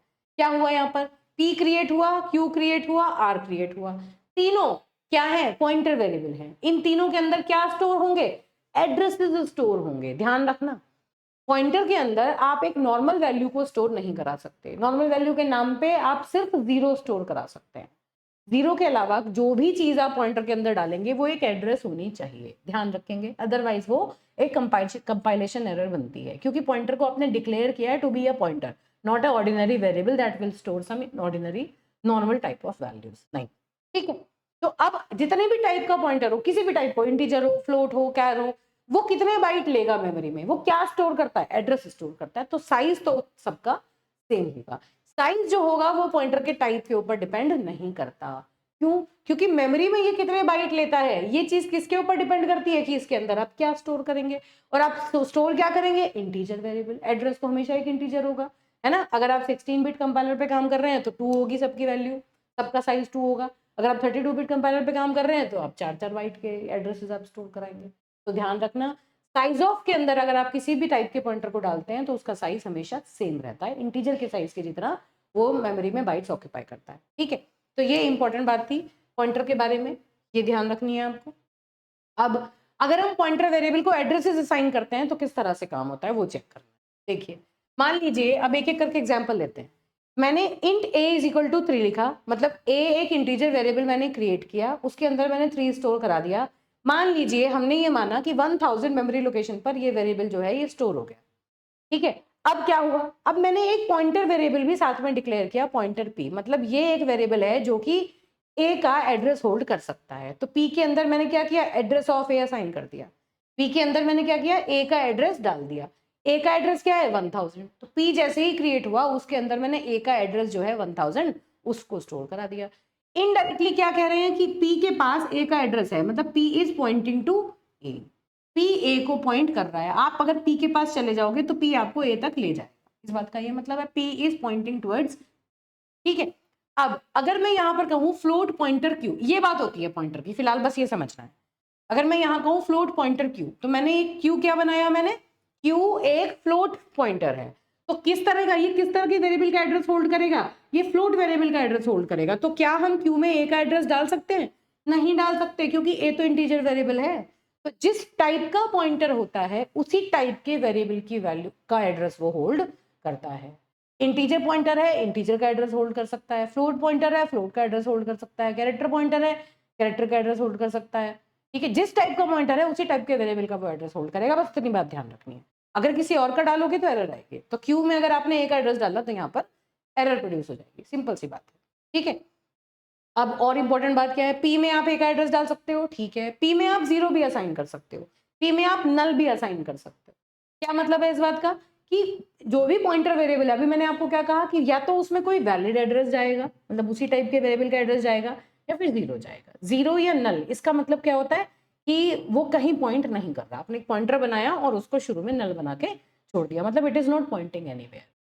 ठीक, तो ये इस तरह से पॉइंटर एक चाकू है ना, उस पर आपने ऊपर से कैप लगा के छोड़ दिया, उसको कवर कर दिया। नल का मतलब we are not pointing to anywhere, right. तो अब इस तरह क्यों कह रही हूं मैं, क्योंकि पॉइंटर एक ऐसा हथियार है जिसके थ्रू आपके सिस्टम में बहुत सारे बग्स भी क्रिएट किए जा सकते हैं, इसके बहुत सारे डिसएडवांटेजेस भी हैं, उनके बारे में धीरे धीरे बात करेंगे। अभी फिलहाल तो हम शॉर्ट में इसको ये डिस्कस करने की कोशिश कर रहे हैं कि पॉइंटर है क्या और क्या क्या बेसिक ऑपरेशन हम इसके ऊपर करते हैं। अब देखिए यहाँ पर क्या हुआ, एक फ्लोट टाइप का वेरिएबल लिया, 15.00 उसकी वैल्यू है, पी एक फ्लोट टाइप का पॉइंटर ले लिया और पी को हमने इस पे लगा दिया, ठीक है, वेल एंड गुड, कोई प्रॉब्लम नहीं है। इस तरह से पॉइंटर्स को हम इनिशियलाइज कर सकते हैं। फिर यहाँ पर क्या हम क्या पढ़ रहे हैं, assigning address to pointer variable, किस तरह से हम पॉइंटर को एड्रेस असाइन करते हैं। यहाँ हमने एक कैरेक्टर वेरिएबल लिया, उसमें इनिशियली ए डाल दिया, कैपिटल ए को सिंगल कोट में डाल दिया।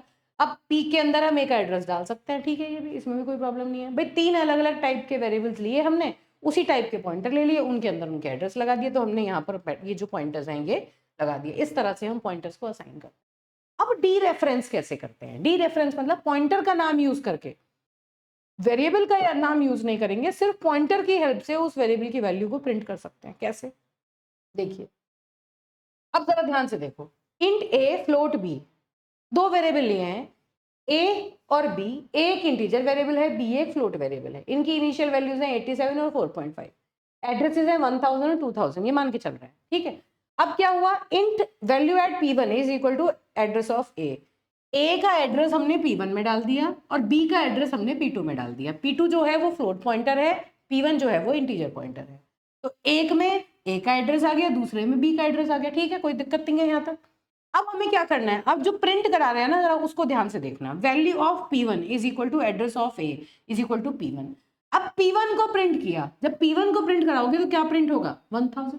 इसका मतलब p1 की तो वैल्यू है 1000 और a का एड्रेस है 1000, नेचुरल सी बात है, तो क्या प्रिंट हुआ, 1000 प्रिंट हुआ, कोई प्रॉब्लम नहीं है। दूसरा देखो, जब हमने p2 को प्रिंट कराया तो p2 के अंदर क्या लिखा हुआ है, 2000, तो 2000 प्रिंट हुआ, है ना। फिर तीसरा देखो, एड्रेस ऑफ p1, p1 का एड्रेस, एड्रेस ऑफ, ये जो एंड लगाते हैं वेरिएबल के नाम से पहले, ये क्या कहता है, एड्रेस ऑफ p1, p1 का एड्रेस क्या है, 1000। भाई p1 एक वेरिएबल है, वो भी तो किसी एड्रेस पे स्टोर हुआ, वो क्या है 3000, तो 3000 प्रिंट हो गया। एड्रेस ऑफ p2, p2 किस एड्रेस पे स्टोर हुआ, मान लो 4000, तो ये 4000 प्रिंट हुआ। अब ये वाली जो लाइन है इसको जरा ध्यान से देखो, क्या प्रिंट कर रहे हैं, ए प्रिंट कर रहे हैं, क्या प्रिंट होगा, ए की वैल्यू 87, ठीक है। फिर क्या हुआ, वैल्यू एट p1, अब जरा ध्यान से देखो एक चीज, ये वैल्यू एट p1 का क्या मतलब है, देखो यहाँ पर लिखी हुई है, इंपॉर्टेंट बात है, means value at address stored in p1, it means value at address stored in p1। क्या मतलब है इसका, value at address stored in p1, address stored in p1 क्या है, 1000, 1000 एड्रेस पर क्या वैल्यू है, 87, तो इसका मतलब ये क्या प्रिंट करेगा, 87 प्रिंट करेगा। तो आप जो भी वैल्यूज प्रिंट करोगे ये उतनी बार 87 ही प्रिंट करेगा। तो इसने 87 प्रिंट किया, दूसरी बार भी इसने 87 ही प्रिंट किया, पहली बार एक ही वैल्यू प्रिंट की 87, दूसरी बार भी इसने 87 ही प्रिंट किया, अगेन दिस इज 87। तीसरी बार value at address of A, address of A क्या है, 1000, इस पर क्या वैल्यू है, 87, तो इसका मतलब भी ए ही है। तो जब भी आपको ये वैल्यू एट और एम्परसेंड एक साथ मिले ना, ये एक दूसरे को कट कर देते हैं, ध्यान रखना, खाली ए की जो वैल्यू है वो प्रिंट हो जाएगी। तो आप चाहे ए लिखें, चाहे वैल्यू एट एस्ट्रिक p1 लिखें या एस्ट्रिक एंड ए लिखें, सबका मतलब 87 ही है। तो अब देखिए, अब यहाँ पर जब आपने वैल्यू एट p1 यूज किया तब भी आप ए की वैल्यू को प्रिंट करा पा रहे हैं, मतलब आप ए की वैल्यू को एक्सेस करा पा रहे हैं ए का नाम यूज करे बिना, किसकी हेल्प से, पॉइंटर की हेल्प से। एग्जैक्टली सेम चीज आप बी के लिए भी यूज, ठीक है। तो हम यहाँ क्या क्या मतलब हुआ कि जब भी हम किसी पॉइंटर को कहीं किसी लोकेशन पर लगा देते हैं तो वैल्यू एट पी से उस लोकेशन पर जो वैल्यू स्टोर्ड होती है उसको हम प्रिंट करा सकते हैं। वैल्यू एट पी का मतलब क्या होता है, देखो दो ऑपरेटर है, एड्रेस ऑफ ए, दो ऑपरेटर्स हम यूज करते हैं, पहला एड्रेस ऑफ ऑपरेटर और दूसरा वैल्यू एट ऑपरेटर। ये क्या कहता है, वेरिएबल के आगे ये लगा है तो इसका एड्रेस बताएगा और ये पॉइंटर के आगे लगा है तो बताएगा कि उस पॉइंटर वेरिएबल में जो एड्रेस है उस पर कौन सी वैल्यू है। वो ये दो चीजें इस काम, इन दो ऑपरेटर्स की हेल्प से हम ये काम कर लेते हैं, ठीक है। अब आती है pointer arithmetic, this is again very very important, exam में बहुत ज्यादा पूछी जाती है, बहुत ईजी है। पॉइंटर अरिथमेटिक का मतलब है कि पॉइंटर्स पर आप कौन कौन से अरिथमेटिक ऑपरेशंस परफॉर्म कर सकते हैं, कौन कौन से वैलिड अरिथमेटिक ऑपरेशंस हैं जो एक पॉइंटर के ऊपर किए जा सकते हैं। देखिए, हम एक पॉइंटर वेरिएबल के अंदर एक इंटीजर वेरिएबल को ऐड कर सकते हैं, एक इंटीजर नंबर को ऐड कर सकते हैं, ऐसे ही किसी पॉइंटर में से किसी इंटीजर को सब्ट्रैक्ट कर सकते हैं और एक पॉइंटर को दूसरे पॉइंटर जो सेम टाइप के होते हैं, दो पॉइंटर अगर सेम टाइप के हैं तो उन्हें आपस में हम सब्ट्रैक्ट कर सकते हैं। इसके अलावा किसी भी चौथे ऑपरेशन की कोई हमारे पास जगह नहीं है। क्या कर सकते हैं, किसी भी टाइप के पॉइंटर में हम एक इंटीजर नंबर ऐड या सब्ट्रैक्ट कर सकते हैं और दो पॉइंटर्स को जो सेम टाइप के हों उन्हें हम सब्ट्रैक्ट कर सकते हैं आपस में, बस। इसके अलावा कोई अरिथमेटिक ऑपरेशन हम पॉइंटर के ऊपर नहीं परफॉर्म करते। पॉइंटर अरिथमेटिक का एग्जाम्पल समझिए, इंक्रीमेंट के साथ इसका एग्जाम्पल समझ रहे हैं, ये भी सफिशियंट है। एक दूसरा एग्जाम्पल भी मैंने दिया है, आप याद रख पाए तो उससे भी एक दो चीजें आप याद रख सकते हैं। देखिए, देखने में बहुत ज्यादा लग रहा है लेकिन बहुत सिंपल है, ध्यान से समझने की कोशिश करना। क्या है, देखो हमने क्या किया, int a is equal to 5। a एक वेरिएबल है जिसकी वैल्यू 5 है। यहाँ पिक्चर देखते चले जाओ, जो जो वहां लिख रहा है ना वो मेमोरी में बनाते जाओ। a एक इंटीजर वेरिएबल है जिसकी वैल्यू 5 है और pi एक इंटीजर पॉइंटर है जिसमें हमने a का एड्रेस डाल दिया, तो pi के अंदर 1000 स्टोर हो गया। ऐसे ही b के लिए, ऐसे ही c के लिए। b एक इंटीजर, b कैरेक्टर वेरिएबल है जिसके अंदर x स्टोर्ड है, b का एड्रेस हमने pc के अंदर डाल दिया। c एक वेरिएबल है जो फ्लोट है और उसका एड्रेस हमने pf के अंदर डाल दिया। तो ये तीन सिनेरियोज हैं, a b c, इनके करस्पॉन्डिंग तीन अलग अलग पॉइंटर वेरिएबल्स हैं जो इनको पॉइंट कर रहे हैं। ठीक, अब क्या होगा, जब हम एड्रेस ऑफ ए प्रिंट करेंगे, अगर मैं पी को प्रिंट करूं तो ये 1000 प्रिंट करेगा, पीसी को प्रिंट करूं तो ये 2000 प्रिंट करेगा, पीएफ को प्रिंट करूं तो 3000 प्रिंट करेगा। ऑब्वियसली जो एड्रेस इनके अंदर है ये इन्हें प्रिंट कर देंगे। अब हम क्या कर रहे हैं, पॉइंटर अरिथमेटिक क्या करती है, यहां से आपको ये चीज ऑब्जर्व करनी स्टार्ट करनी है। मैंने क्या किया, इंटीजर पॉइंटर को प्लस प्लस किया। पी क्या है, एक इंटीजर पॉइंटर है ना। अगर मैंने पी प्लस प्लस लिखा, इसका मतलब क्या है, p is equal to p plus 1। पहली बात तो क्या हम ये कर सकते हैं, कर सकते हैं, किसी भी पॉइंटर वेरिएबल में अब एक इंटीजर ऐड कर सकते हैं, कोई प्रॉब्लम नहीं है। लेकिन अब वो किस तरह से, ये थीमेटिक ऑपरेशन किस तरह से उसके ऊपर परफॉर्म होते हैं, ध्यान से सुनना। जिस टाइप का पॉइंटर वेरिएबल होता है उतने बाइट से उसकी वैल्यू इंक्रीज हो जाती है। जैसे पी एक इंटीजर पॉइंटर है, तो जब हम पी में इंक्रीमेंट करेंगे तो एक इंटीजर कितने बाइट का होता है, 2 बाइट का। 16 बिट कंपाइलर का एग्जांपल मैंने लिया है, तो एक इंटीजर 2 बाइट का होता है। तो जब हम किसी इंटीजर पॉइंटर में +1 ऐड करेंगे तो उसमें उसके एड्रेस में 2 बाइट ऐड हो जाएंगे, क्योंकि एक इंटीजर स्टोर होने में 2 बाइट लेता है ना। पॉइंटर को +1 करोगे तभी तो वो अगली लोकेशन पे जाएगा, क्योंकि 2 बाइट तो एक ही इंटीजर ने ले रखे हैं, उसी को पॉइंट करेगा। समझ में आया? तो मतलब जिस टाइप का पॉइंटर वेरिएबल है उतनी वैल्यू उसके एड्रेस में ऐड करनी है, उतने बाइट्स उसके एड्रेस में ऐड करने हैं +1 करने पर। अब जैसे पीसी प्लस प्लस है, कैरेक्टर पॉइंटर है, कैरेक्टर पॉइंटर में 1 ऐड करोगे, कैरेक्टर पॉइंटर 1 बाइट लेता है, तो ये सिंपल इंक्रीमेंट की तरह 2000 इसकी वैल्यू थी पीसी की, और उसमें +1 ऐड करके 2001 प्रोड्यूस कर देगा। फिर आ जाओ फ्लोट पॉइंटर पे, जब आप फ्लोट पॉइंटर में ऐड करोगे, फ्लोट एक फ्लोट वेरिएबल 4 बाइट लेता है, तो फ्लोट पॉइंटर में +1 करने पर आप 4 बाइट ऐड करोगे, उसकी वैल्यू में 3004 हो जाएगा। तो कहने का मतलब क्या हुआ, जिस टाइप का पॉइंटर वेरिएबल है अगर आप उसमें कोई इंटीजर ऐड या सब्ट्रैक्ट करते हैं तो उतने ही बाइट से आप आगे पीछे जाएंगे, उतने ही बाइट आपको उसमें ऐड या सब्ट्रैक्ट करने पड़ेंगे। इस बात का आपको ध्यान रखना है। देखिए, जब आपने पी की वैल्यू को प्रिंट किया तो 1002 प्रिंट हुआ, पीसी को प्रिंट किया तो 2001 प्रिंट हुआ, और पीएफ को प्रिंट किया तो 3004 प्रिंट हुआ। तो पॉइंटर अरिथमेटिक में इतना तो समझ में आ गया, हमने क्या किया, इन तीनों में +1 किया। ये 2 बाइट इंक्रीज हुए, इसमें 1 बाइट इंक्रीज हुआ, मतलब इसका 2001 हो गया, इसका 3004 हो गया, इसमें 4 बाइट बढ़ गए। जिस टाइप का पॉइंटर है उतने बाइट ऐड या सब्ट्रैक्ट में करने पड़ते हैं +1 करने पर। अब वो एग्जाम्पल तो क्या था जिसमें हमने +1 किया था, अब यही सेम चीज है, बस यहाँ पर हम क्या कर रहे हैं, +2 कर रहे हैं, कभी -3 कर रहे हैं, कभी +2 कर रहे हैं, कभी -3 कर रहे हैं। इस तरह से हमने चेंज कर दिया, ये देखने के लिए कि किस तरह बाइट आगे पीछे जाते हैं। तो देखिए, p is equal to p plus 2, इसको देखो सबसे पहले, p is equal to p plus 2, 1000 plus 2, 2 into 2, एक ऐड करने पर 2 बाइट से आगे जाता था, तो 2 ऐड करने पर 4 बाइट से आगे जाएगा, 1004। ठीक है, मतलब P, अब इस तरह से हम इसे ऐड करेंगे। अब अगर हम इसे -3 करना है तो 1004 इसकी नई वैल्यू क्या है, 1004 पी में ही तो मॉडिफिकेशन हुआ है, 1004 -3 किया ना, तो -3 इंटू 2 करेंगे, मतलब ये फैक्टर तो आपको साथ में जोड़ना ही जोड़ना पड़ेगा। और ये किस लिए है, क्योंकि ये एक इंटीजर पॉइंटर है, इंटीजर पॉइंटर है तो 2 बाइट से आगे पीछे इसकी 2 बाइट के मल्टीप्लीकेशन में ये चलेगा। तो पी प्लस 2 करेंगे, अगर मैं पी प्लस 2 करती हूँ तो ये 2 इंटू 2 4 बाइट से आगे जाएगा, मतलब 2 इंटीजर से आगे जाएगा, -3 मतलब 3 इंटीजर से पीछे जाएगा, मतलब -6 हो जाएगा, है ना। तो क्या आ गई वैल्यू, 998। अब पीसी में, पीसी की वैल्यू कितनी है 2000, अगर मैं +2 करूं तो क्या होगा, पीसी की वैल्यू में कितने दो कैरेक्टर की बाइट्स ऐड होंगी, +2 × 1, एक कैरेक्टर 1 बाइट लेता है तो दो कैरेक्टर 2 बाइट लेंगे, तो ये 2002 हो जाएगा। अब 2002 में से मैंने -3 किया, पीसी की वैल्यू को मैंने -3 किया, तो क्या होगा 2002 -3 × 1 क्या होगा, 3 कैरेक्टर से पीछे चला गया, ये एक कैरेक्टर 1 बाइट लेता है ना, तो -3 × 1, इस तरह से ये काम करेगा। 1999। अब फ्लोट वाले पे आ जाओ, फ्लोट वाले की वैल्यू कितनी है 3000, +2 ऐड करोगे तो क्या होगा 2 × 4, एक फ्लोट 4 बाइट लेता है ना, तो +2 × 4, 2 है ना, ये दो फ्लोट से आगे जाएगा, 2 × 4 मतलब कितने बाइट आगे जाएगा, 3008। अब नया एड्रेस मिलेगा, वहां पर जाएगा, वहां वो एड्रेस इसके अंदर है। अब 3008 पर -3 करोगे मतलब 3 फ्लोट से पीछे चला जाएगा, -3 × 4, तो 2996 इसकी नई मेमोरी लोकेशन होगी जो इसके अंदर होल्ड करेगी। तो पॉइंटर अरिथमेटिक बेसिकली क्या कहता है कि जब भी आप किसी पॉइंटर वेरिएबल में कोई इंटीजर वेरिएबल ऐड करते हो तो एक्चुअली उसमें +1 नहीं होता कभी भी, उस वो कितने बाइट से आगे जाएगा, जिस टाइप का वो इंटीजर होगा। अगर आपने +2 किया और वो इंटीजर वेरिएबल है तो वो 2 इंटीजर से आगे जाएगा। अगर आपने +3 किया तो 3 इंटीजर के हिसाब से आगे जाएगा, 3 इंटीजर मतलब अगर 2 बाइट का इंटीजर है तो 6 बाइट आगे जाएगा। अगर आपने -2 किया तो 2 इंटीजर के हिसाब से पीछे जाएगा, मतलब -4 जाएगा, इस तरह से काम।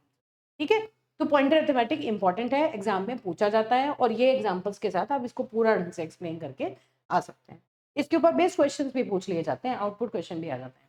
पॉइंटर्स के यूजेस क्या हैं, एरे के एलिमेंट्स को एक्सेस करने के लिए हम पॉइंटर्स यूज कर सकते हैं, मतलब हम पॉइंटर एरे के ऊपर भी लगा सकते हैं। हालांकि इस लेक्चर में मैं कवर नहीं करूंगी, लेकिन ये डायनेमिक मेमोरी एलोकेशन का जो एग्जांपल हम लेंगे वहां पर हम एक डायनेमिकली एरे बनाएंगे, पॉइंटर से उस पर काम करेंगे। अगर हम किसी फंक्शन से एक बार में एक से ज्यादा वैल्यू रिटर्न कराना चाहते हैं, जैसे कॉल बाय रेफरेंस में हमने यूज किया था, बिना रिटर्न स्टेटमेंट के मल्टीपल वैल्यूज हमने चेंज कर दी थी, वहां पॉइंटर्स यूज होते हैं। अगेन डायनेमिक मेमोरी एलोकेशन में यूज होता है, जब पढ़ेंगे हम नेक्स्ट। और मल्टीपल टाइप के लिंक लिस्ट, ट्रीज, ग्राफ्स, अलग अलग डेटा स्ट्रक्चर्स है उनको इंप्लीमेंट करने के लिए पॉइंटर यूज होते हैं। तो ये 3-4 पॉइंट आप याद रख लेना एग्जाम में, यूजेस ऑफ पॉइंटर या एप्लीकेशन ऑफ पॉइंटर, किसी भी नाम से ये आपसे पूछा जा सकता है। ठीक है, और अगर लॉन्ग क्वेश्चन आ जाए तो इसमें से फिर एक एक उठा के एक एक चीज को समझा देना। ठीक है, डायनेमिक मेमोरी एलोकेशन बता देना, कॉल बाय रेफरेंस बता देना, एग्जांपल से बता देना। टाइप्स ऑफ पॉइंटर्स कितने टाइप के होते हैं, void pointer, null pointer, dangling pointer और वाइल्ड पॉइंटर। वो जल्दी जल्दी देखो देखो, अभी तक हमने क्या समझा था कि अगर इंटीजर पॉइंटर है तो वो इंटीजर टाइप की वैल्यू का एड्रेस होल्ड करेगा, फ्लोट है तो फ्लोट का एड्रेस होल्ड करेगा। तो मतलब हम जिस टाइप का पॉइंटर वेरिएबल बनाते हैं उसी टाइप की वैल्यू का एड्रेस उसके अंदर डाल सकते हैं। लेकिन वॉइड पॉइंटर एक ऐसा पॉइंटर है जो किसी भी टाइप की वैल्यू का एड्रेस होल्ड कर सकता है। जैसे int a = 3 pointer p, integer pointer मैंने लिया, फ्लोट वैल्यू ली, उसका फ्लोट पॉइंटर लिया। तो अब ये देखो, अगर मैं फ्लोट पॉइंटर में इंटीजर का एड्रेस डालूं तो वो एरर प्रोड्यूस करेगा। लेकिन यहाँ पर क्या हुआ, देखो मैंने एक इंटीजर पॉइंटर लिया p, उसमें मैंने a का एड्रेस डाल दिया, कोई प्रॉब्लम नहीं है। अब मैंने एक वॉइड पॉइंटर लिया और उसमें a का एड्रेस डाल दिया, तो इसमें कोई प्रॉब्लम नहीं है। तो वॉइड पॉइंटर किसी भी टाइप के वेरिएबल का एड्रेस होल्ड कर सकता है। हालांकि उसको डीरेफरेंस करने में हमें टाइप कास्टिंग करनी पड़ती है, अभी फिलहाल के लिए इतना नहीं पढ़ने की रिक्वायरमेंट है। अगर कोई पढ़ना चाहता है तो वो जो डिटेल्ड वाली वन शॉट्स हैं वहां से आप देख सकते हैं, वहां मैंने वो चीज बताई। ठीक है, तो वॉइड पॉइंटर एक जेनेरिक पॉइंटर है जिसमें आप किसी भी टाइप के वेरिएबल का एड्रेस स्टोर करा सकते हैं। ठीक, ऐसा नहीं है, पर्टिकुलर नहीं है, किसी भी टाइप के वेरिएबल का एड्रेस आप उसमें डाल सकते हैं। नल पॉइंटर क्या होता है, जब भी आप कोई पॉइंटर वेरिएबल क्रिएट करें, अगर आपने उसको 0 से इनिशियलाइज कर दिया या कैपिटल NULL से इनिशियलाइज कर दिया, तो ऐसे पॉइंटर वेरिएबल को, now p is a null pointer, ऐसे पॉइंटर वेरिएबल को नल पॉइंटर कहते हैं। एग्जाम्पल में ये आ जाता है। तो वॉइड पॉइंटर और नल पॉइंटर में क्या डिफरेंस है, नल पॉइंटर तो सिंपल एक वेरिएबल नेम की तरह है, एक वेरिएबल जो कहीं पॉइंट नहीं कर रहा। वॉइड पॉइंटर बेसिकली क्या कहता है कि हमने इनिशियली इसको कोई साइज नहीं दिया, जिस भी टाइप का पॉइंटर वेरिएबल आप चाहो वैसा आप इस पॉइंटर वेरिएबल को बना, कोई प्रॉब्लम नहीं है। ठीक है, अब ये एक वैलिड लोकेशन को प्रिंट नहीं करता, ये एक किसी भी टाइप के डेटा को पॉइंट कर सकता है। ये एग्जाम्पल में एक आधी बार पूछा जा सकता है, इसको आप एक बार देख के चले जाएं और एग्जाम्पल में बता दें। इसके वॉइड पॉइंटर का एग्जाम्पल लिख दें, नल पॉइंटर का एग्जाम्पल लिख दें, एक लाइन भी बता देंगे इनके बारे में कि ये किसी वैलिड लोकेशन को पॉइंट नहीं करता।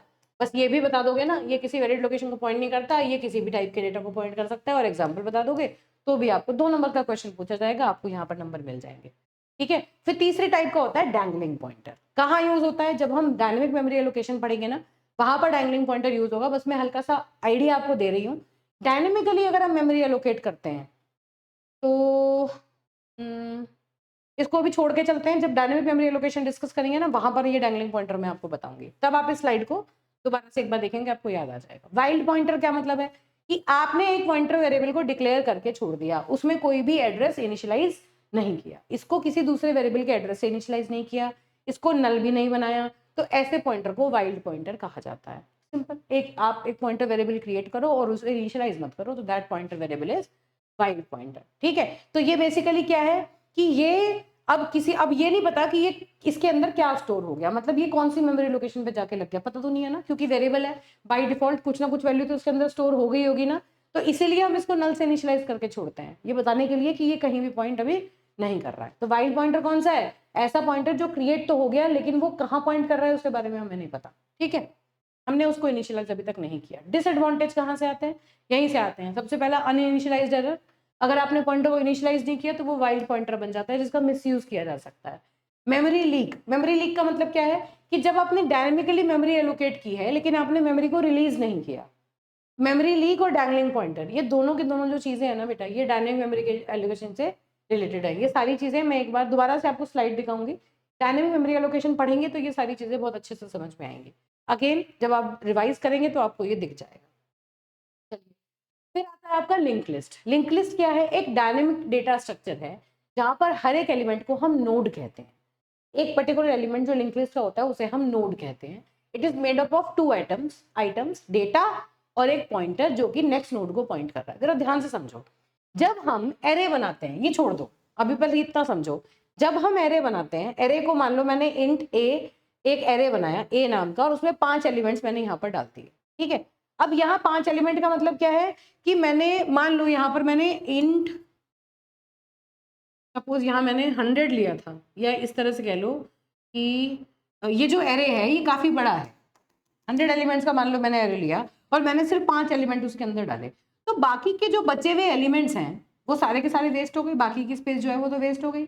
अब एरे का काम क्या है? एरे में जितने भी एलिमेंट्स आप स्टोर करते हैं वो सारे लगातार एक के बाद एक स्टोर हो जाते हैं ना, कंटिन्यूस मेमोरी लोकेशन पे स्टोर होता है। मान लो एरे में अगर मुझे 1 2 3 6 और 1 के बीच में 3 इंसर्ट करना है, तो कैसे इंसर्ट करेंगे? मुझे पहले 4 को इधर शिफ्ट करना पड़ेगा, 1 को इधर शिफ्ट करना पड़ेगा, फिर 3 यहाँ पर आएगा, क्योंकि एरे में कंटिन्यूअसली एलिमेंट्स स्टोर हो सकते हैं। ऐसा नहीं हो सकता कि 3 एलिमेंट स्टोर कर दिए फिर एक छोड़ दिया फिर आगे स्टोर कर दिए, ऐसा नहीं होता। तो इसका मतलब एरे में अगर मुझे किसी एलिमेंट को इंसर्ट करना है एरे के बीच में, तो मुझे शिफ्टिंग करनी पड़ती है, मुश्किल काम है ना, पहले काम करना पड़ेगा। अगर मुझे एरे का कोई एलिमेंट डिलीट करना है, एरे में जाके 6 को डिलीट करना है, 6 को डिलीट करूंगी तो 1 को इधर 4 को इधर लेके आना पड़ेगा। तो कहने का मतलब है कि एरे एक स्टैटिक डेटा स्ट्रक्चर है, मतलब जब हम प्रोग्राम को कंपाइल करते हैं वहां पर एरे को मेमोरी एलोकेट हो जाती है। अगर हमें कोई भी चीज इंसर्ट या डिलीट करनी पड़े एरे में से, तो उसके जो नंबर ऑफ ऑपरेशंस हैं वो हमें ज्यादा करने पड़ते हैं, उसकी कॉम्प्लेक्सिटी ज्यादा होती है। ठीक है, तो उसके करस्पॉन्डिंग दूसरा जो हमारे पास एक डेटा स्ट्रक्चर है जिसे हम कहते हैं लिंक लिस्ट, डायनेमिकली क्रिएट होता है। अभी मैं बताऊंगी डायनेमिक क्रिएशन का क्या मतलब है।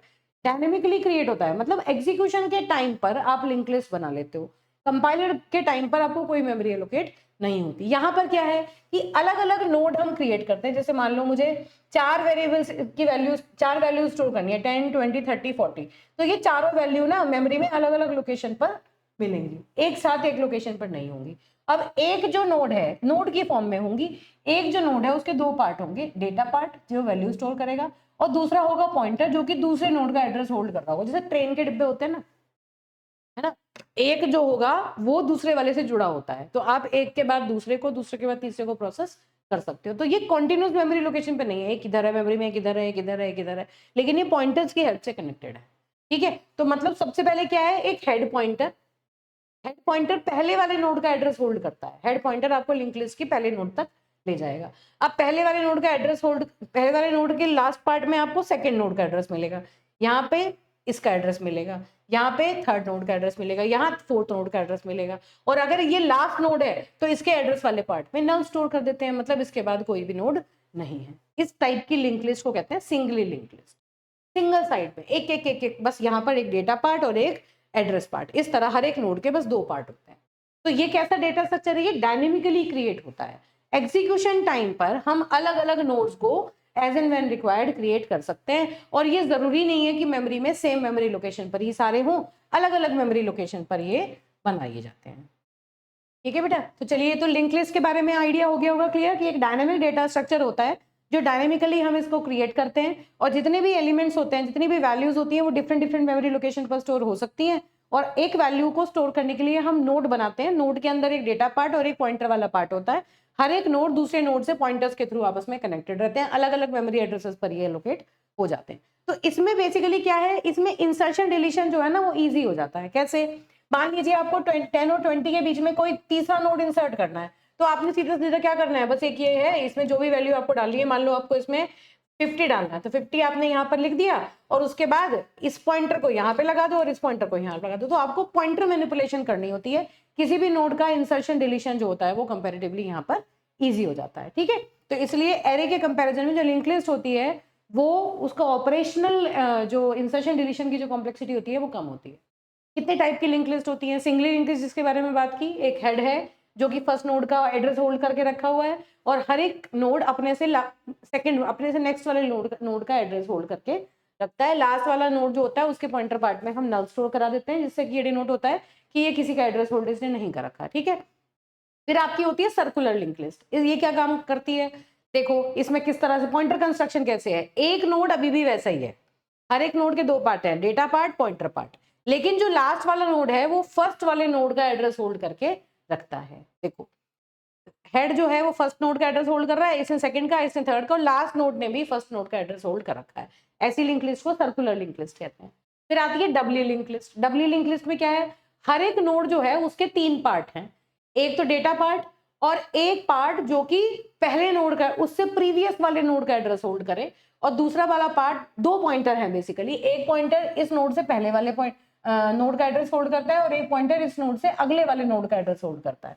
तो दो पॉइंटर और एक डेटा पार्ट के साथ डब्ल्यू लिंक लिस्ट काम करती है। तो देखिए ये हेड पॉइंटर है, फर्स्ट नोड का एड्रेस इसने होल्ड कर रखा है, इससे पहले कोई नोड नहीं है, इसलिए इस वाले प्रीवियस पॉइंटर की वैल्यू जो है वो नल है ना, ये इससे पहले कोई नोड नहीं है इस वजह से। अब ये इसकी इस नेक्स्ट वाला जो सेकंड वाला नोड है उसका एड्रेस इसने होल्ड कर रखा है, ठीक, और नेक्स्ट वाले ने इसका एड्रेस होल्ड किया हुआ है, इसने अपने प्रीवियस वाले में अपने पहले वाले नोड का एड्रेस होल्ड किया हुआ है। फिर अब यहाँ चले जाओ, अब इसने अपने अगले वाले का और इस नोड ने अपने पहले वाले का एड्रेस होल्ड किया हुआ है, और इसके नेक्स्ट में कोई नोड नहीं है, तो इसलिए ये क्रॉस लगा दिया। तो बस दैट्स इट, इतना आपको ध्यान रखना है। यहाँ तक आप लिंक लिस्ट के एग्जांपल्स में टाइप्स ऑफ लिंक लिस्ट में डब्ल्यू लिंक लिस्ट तक आप बता सकते हैं इसको। ठीक है, फिर डब्ल्यू सर्कुलर लिंक लिस्ट भी होती है। उस केस में आप वही सर्कुलर पाथ बना देते हैं कि लास्ट नोड में फर्स्ट नोड को वो पॉइंट करने लगेगा अगेन। ठीक, अब ये बहुत ज्यादा पूछा जाता है कि लिंक लिस्ट जो है वो एक सेल्फ रेफरेंशियल स्ट्रक्चर कही जाती है। कैसे हम लिंक लिस्ट के एक नोड को क्रिएट करते हैं, पूरा प्रोग्राम आपको नहीं पढ़ना, आपको सिर्फ ये सीखना है कि जब लिंक लिस्ट को हम इम्प्लीमेंट डेटा स्ट्रक्चर में, इसको हम बहुत डिटेल में पढ़ेंगे, वहां के लिए ये बहुत इंपॉर्टेंट है। तो यहाँ पे हल्का सा बेस है, बस उसको ध्यान रखना। तो देखो लिंक लिस्ट में हम एक नोड को कैसे क्रिएट करेंगे। एक सिंगली लिंक लिस्ट के एक नोड में दो पार्ट होते हैं, एक डेटा पार्ट और एक पॉइंटर पार्ट। लिंक लिस्ट में ये जो पॉइंटर है ये किसी दूसरे नोड को पॉइंट करेगा, तो ये किस टाइप का पॉइंटर होगा? अच्छा एक बार बताओ, पॉइंटर वेरिएबल किस टाइप का होता है? जिस टाइप की वैल्यू का एड्रेस होल्ड करता है। ये किसका एड्रेस होल्ड करेगा? नोड का एड्रेस होल्ड करेगा, है ना। अब एक नोड क्रिएट करना है, सबसे पहले हमें नोड कैसा होगा, इंटीजर होगा, कैसा वेरिएबल होगा? देखो नोड को एक स्ट्रक्चर होना चाहिए, क्योंकि एक तो उसमें डेटा पार्ट है और दूसरा उसमें एक पॉइंटर है, मतलब अलग अलग टाइप के वेरिएबल वैल्यूज हमें उसके अंदर स्टोर करानी है। और ऐसा कौन सी चीज है? स्ट्रक्चर वो चीज है जिसमें हम अलग अलग टाइप की वैल्यूज को स्टोर करा सकते हैं। तो अब क्या हुआ, स्ट्रक्ट नोड, नोड नाम का हमने एक नया स्ट्रक्चर बनाया स्ट्रक्ट नोड की हेल्प से, और उसमें क्या हुआ, दो चीजें हमने देख ली, इंट डेटा और इसी टाइप के नोड का पॉइंटर। नेक्स्ट एक पॉइंटर का नाम है, देखो नेक्स्ट पॉइंट एस्ट्रिक नेक्स्ट, हमने नेक्स्ट नाम का एक पॉइंटर डिक्लेयर किया, और वो पॉइंटर किस टाइप का है? स्ट्रक्ट नोड टाइप का है, इसी टाइप का है। तो मतलब नेक्स्ट एक नोड को ही पॉइंट कर रहा है, तो ये किस टाइप का होना चाहिए? नोड टाइप का। नोड का टाइप क्या है? Struct node. जब आपने यूनिट 4 पढ़ी थी वहां स्ट्रक्चर पढ़ा था। स्ट्रक्चर को जब हम क्रिएट करते हैं तो ये स्ट्रक्ट नोड नाम का एक नया टाइप बन गया जिसकी कोई भी वैल्यू हम क्रिएट कर सकते हैं। तो इसलिए देखो नोड के अंदर एक तो डेटा पार्ट और दूसरा एक पॉइंटर, और पॉइंटर भी कैसा? इसी नोड के टाइप का। तो स्ट्रक्ट नोड टाइप का ही पॉइंटर हमने यहाँ क्रिएट कर लिया। अब अगर मैं इस नोड का, स्ट्रक्ट नोड का कोई वेरिएबल क्रिएट करूं, तो x क्या है? x एक नोड है जिसके अंदर हम कोई डेटा स्टोर करा सकते हैं और उसका एक पॉइंटर होगा। ठीक है, तो इस तरह के स्ट्रक्चर को हम सेल्फ रेफरेंशियल स्ट्रक्चर कहते हैं, क्योंकि स्ट्रक्चर की डेफिनेशन के अंदर ही उसी स्ट्रक्चर के टाइप का हम एक वेरिएबल क्रिएट कर रहे हैं। सच काइंड ऑफ जो structures are called as self referential structure. ये अपना ही रेफरेंस अपने डेफिनेशन में यूज कर रहा है। ठीक है, तो अब देखिए और दूसरी बात इंपॉर्टेंट क्या है कि एरे और लिंक्ड लिस्ट में क्या डिफरेंस है। देखो यहाँ इस एग्जांपल से समझो, यही बात मैंने बताई थी कि अगर आप किसी वेरिएबल को इंसर्ट करना चाहते हैं, किसी वैल्यू को इंसर्ट करना चाहते हैं, तो एरे में आपको शिफ्टिंग करनी पड़ती है। लिंक्ड लिस्ट में आपको वो सब करने की रिक्वायरमेंट नहीं है, क्योंकि कॉन्टिन्यूसली सारे एलिमेंट जो है वो स्टोर नहीं होते। दूसरा, एरे जो है वो स्टैटिकली डिजाइंड होता है और लिंक्ड लिस्ट जो है वो डायनेमिकली क्रिएट होती है। सारे नोड अलग अलग, आप रन टाइम पर भी नोड्स क्रिएट कर सकते हो। तो एरे और लिंक्ड लिस्ट में डिफरेंस पूछ लिए जाते हैं। कुछ मेजर डिफरेंस याद रखने हैं, जैसे कि fix number of data item है, एरे को आपने क्रिएट कर लिया तो उसके जो एलिमेंट्स हैं वो फिक्स हो गए, उनको आप चेंज नहीं कर सकते। लिंक लिस्ट जो है वो variable number of data items है, मतलब आप एग्जीक्यूशन के टाइम पर उसके नए नोड्स क्रिएट कर सकते हैं, चेंज कर सकते हैं नंबर ऑफ नोड्स को। अब ये कॉन्टिग्यूअस मेमोरी लोकेशन पे स्टोर होता है, जबकि ये कॉन्टिग्यूअस मेमोरी लोकेशन पे स्टोर नहीं होता। अलग अलग लोकेशन पे लिंक लिस्ट के नोड्स बनते हैं और वो पॉइंटर्स के थ्रू कनेक्ट हो जाते हैं। मेमोरी एलोकेशन कंपाइल टाइम पर होता है, इसका रन टाइम पर होता है। जब कोड एग्जीक्यूट हो रहा होता है तब मेमोरी एलोकेट होती है। एरे जो होते हैं उनका साइज फिक्स होता है, लिंक लिस्ट का साइज जो होता है वो डायनेमिक होता है, चेंज होता रहता है। इसमें मेमोरी स्पेस कम यूज होती है एरे में as compare to link list. इसमें ज्यादा यूज होती है क्योंकि ये पॉइंटर भी स्टोर करके रखता है हर नोड में। इंसर्शन डिलीशन जो है ज्यादा टाइम लगता है, यहाँ पर इंसर्शन डिलीशन में कम टाइम लगता है। एरे में किसी भी एक पर्टिकुलर एलिमेंट को एक्सेस करने में टाइम ईजी है ना। डायरेक्टली आप इंडेक्स, एरे के इंडेक्स पे जाओ, आपको 5वां एलिमेंट चाहिए तो अगर 0 से इंडेक्स शुरू हो रहे हैं तो A4 से आपको 5th एलिमेंट मिल जाएगा।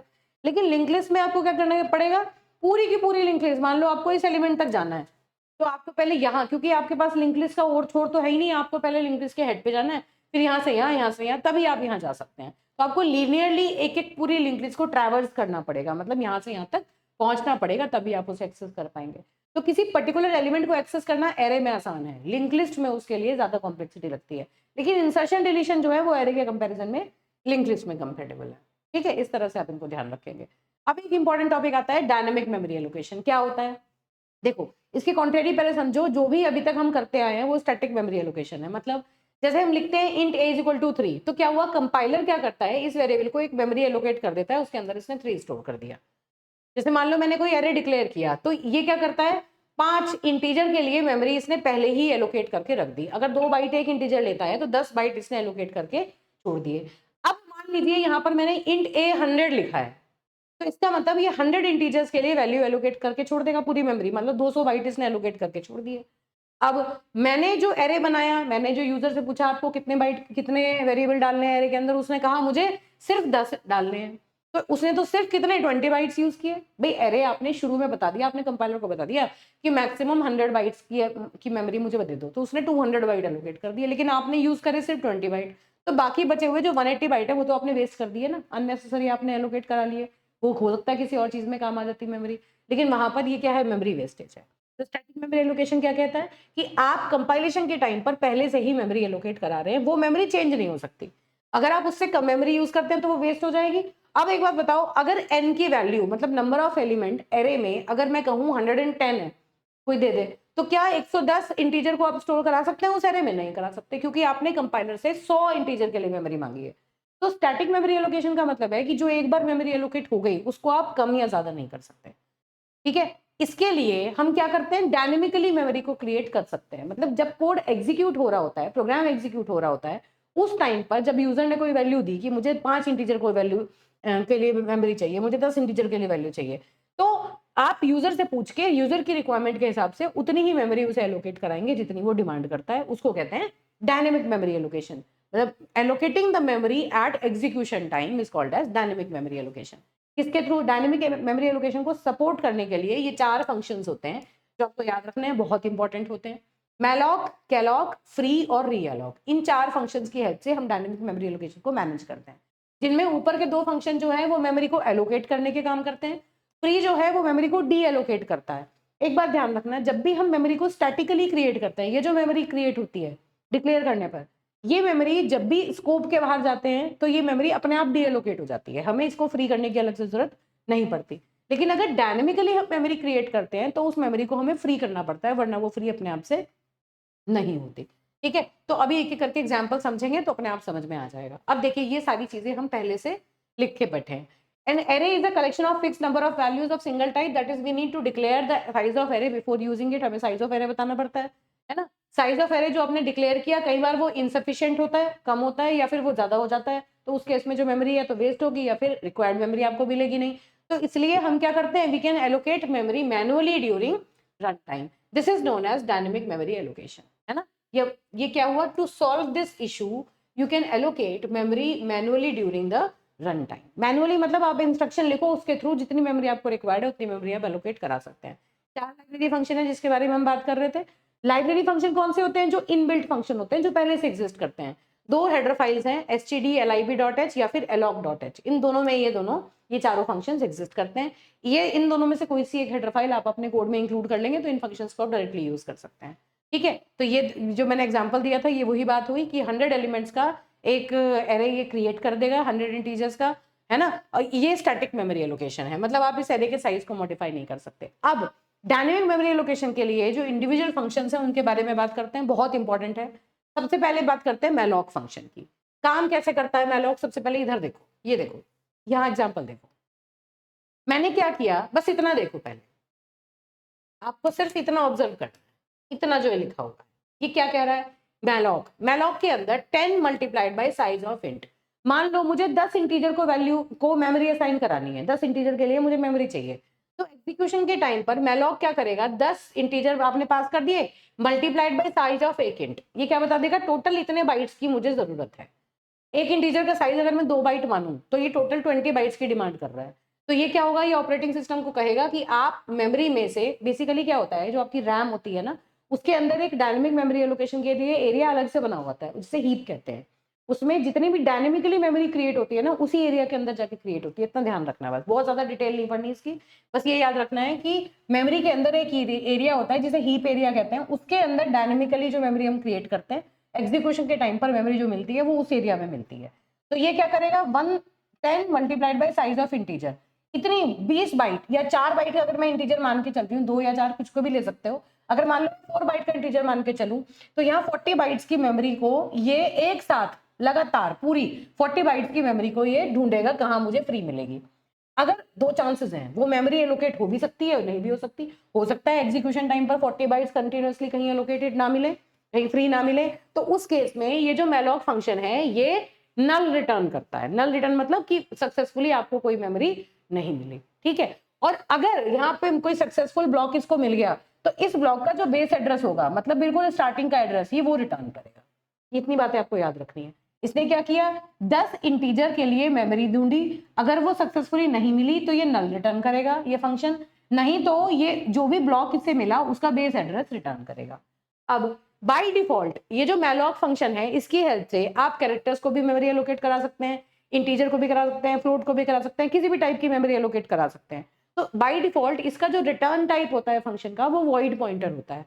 क्यों, क्योंकि वॉइड पॉइंटर ही एक ऐसा इकलौता पॉइंटर है जिसमें आप किसी भी टाइप की वैल्यू का एड्रेस होल्ड करा सकते हो, चाहे इंटीजर का एड्रेस होल्ड करा लो, चाहे फ्लोट का एड्रेस होल्ड करा लो। तो इसका मतलब मैलॉक ने अगर इंटीजर का एड्रेस रिटर्न किया तो इंटीजर पॉइंटर में टाइप कास्ट कर देंगे। देखो हमने इसको टाइप कास्ट कर दिया, जो भी एड्रेस ये होल्ड रिटर्न कर रहा है हमें उसमें उसको टाइप कास्ट कर देना होता है। अब हमने क्या किया कि ये जो एड्रेस रिटर्न कर रहा है ना, उसको हमने इंटीजर पॉइंटर में टाइप कास्ट कर दिया। इसका मतलब मैलॉक फंक्शन ने जो भी वैल्यू रिटर्न की, कंपाइलर सेटिस्फाइड रहेगा कि अच्छा ठीक है, ये जो पॉइंटर ये जो रिटर्न कर रहा है वैल्यू, ये एक इंटीजर पॉइंटर की तरह काम करेगा, एक इंटीजर का एड्रेस ये रिटर्न कर रहा है।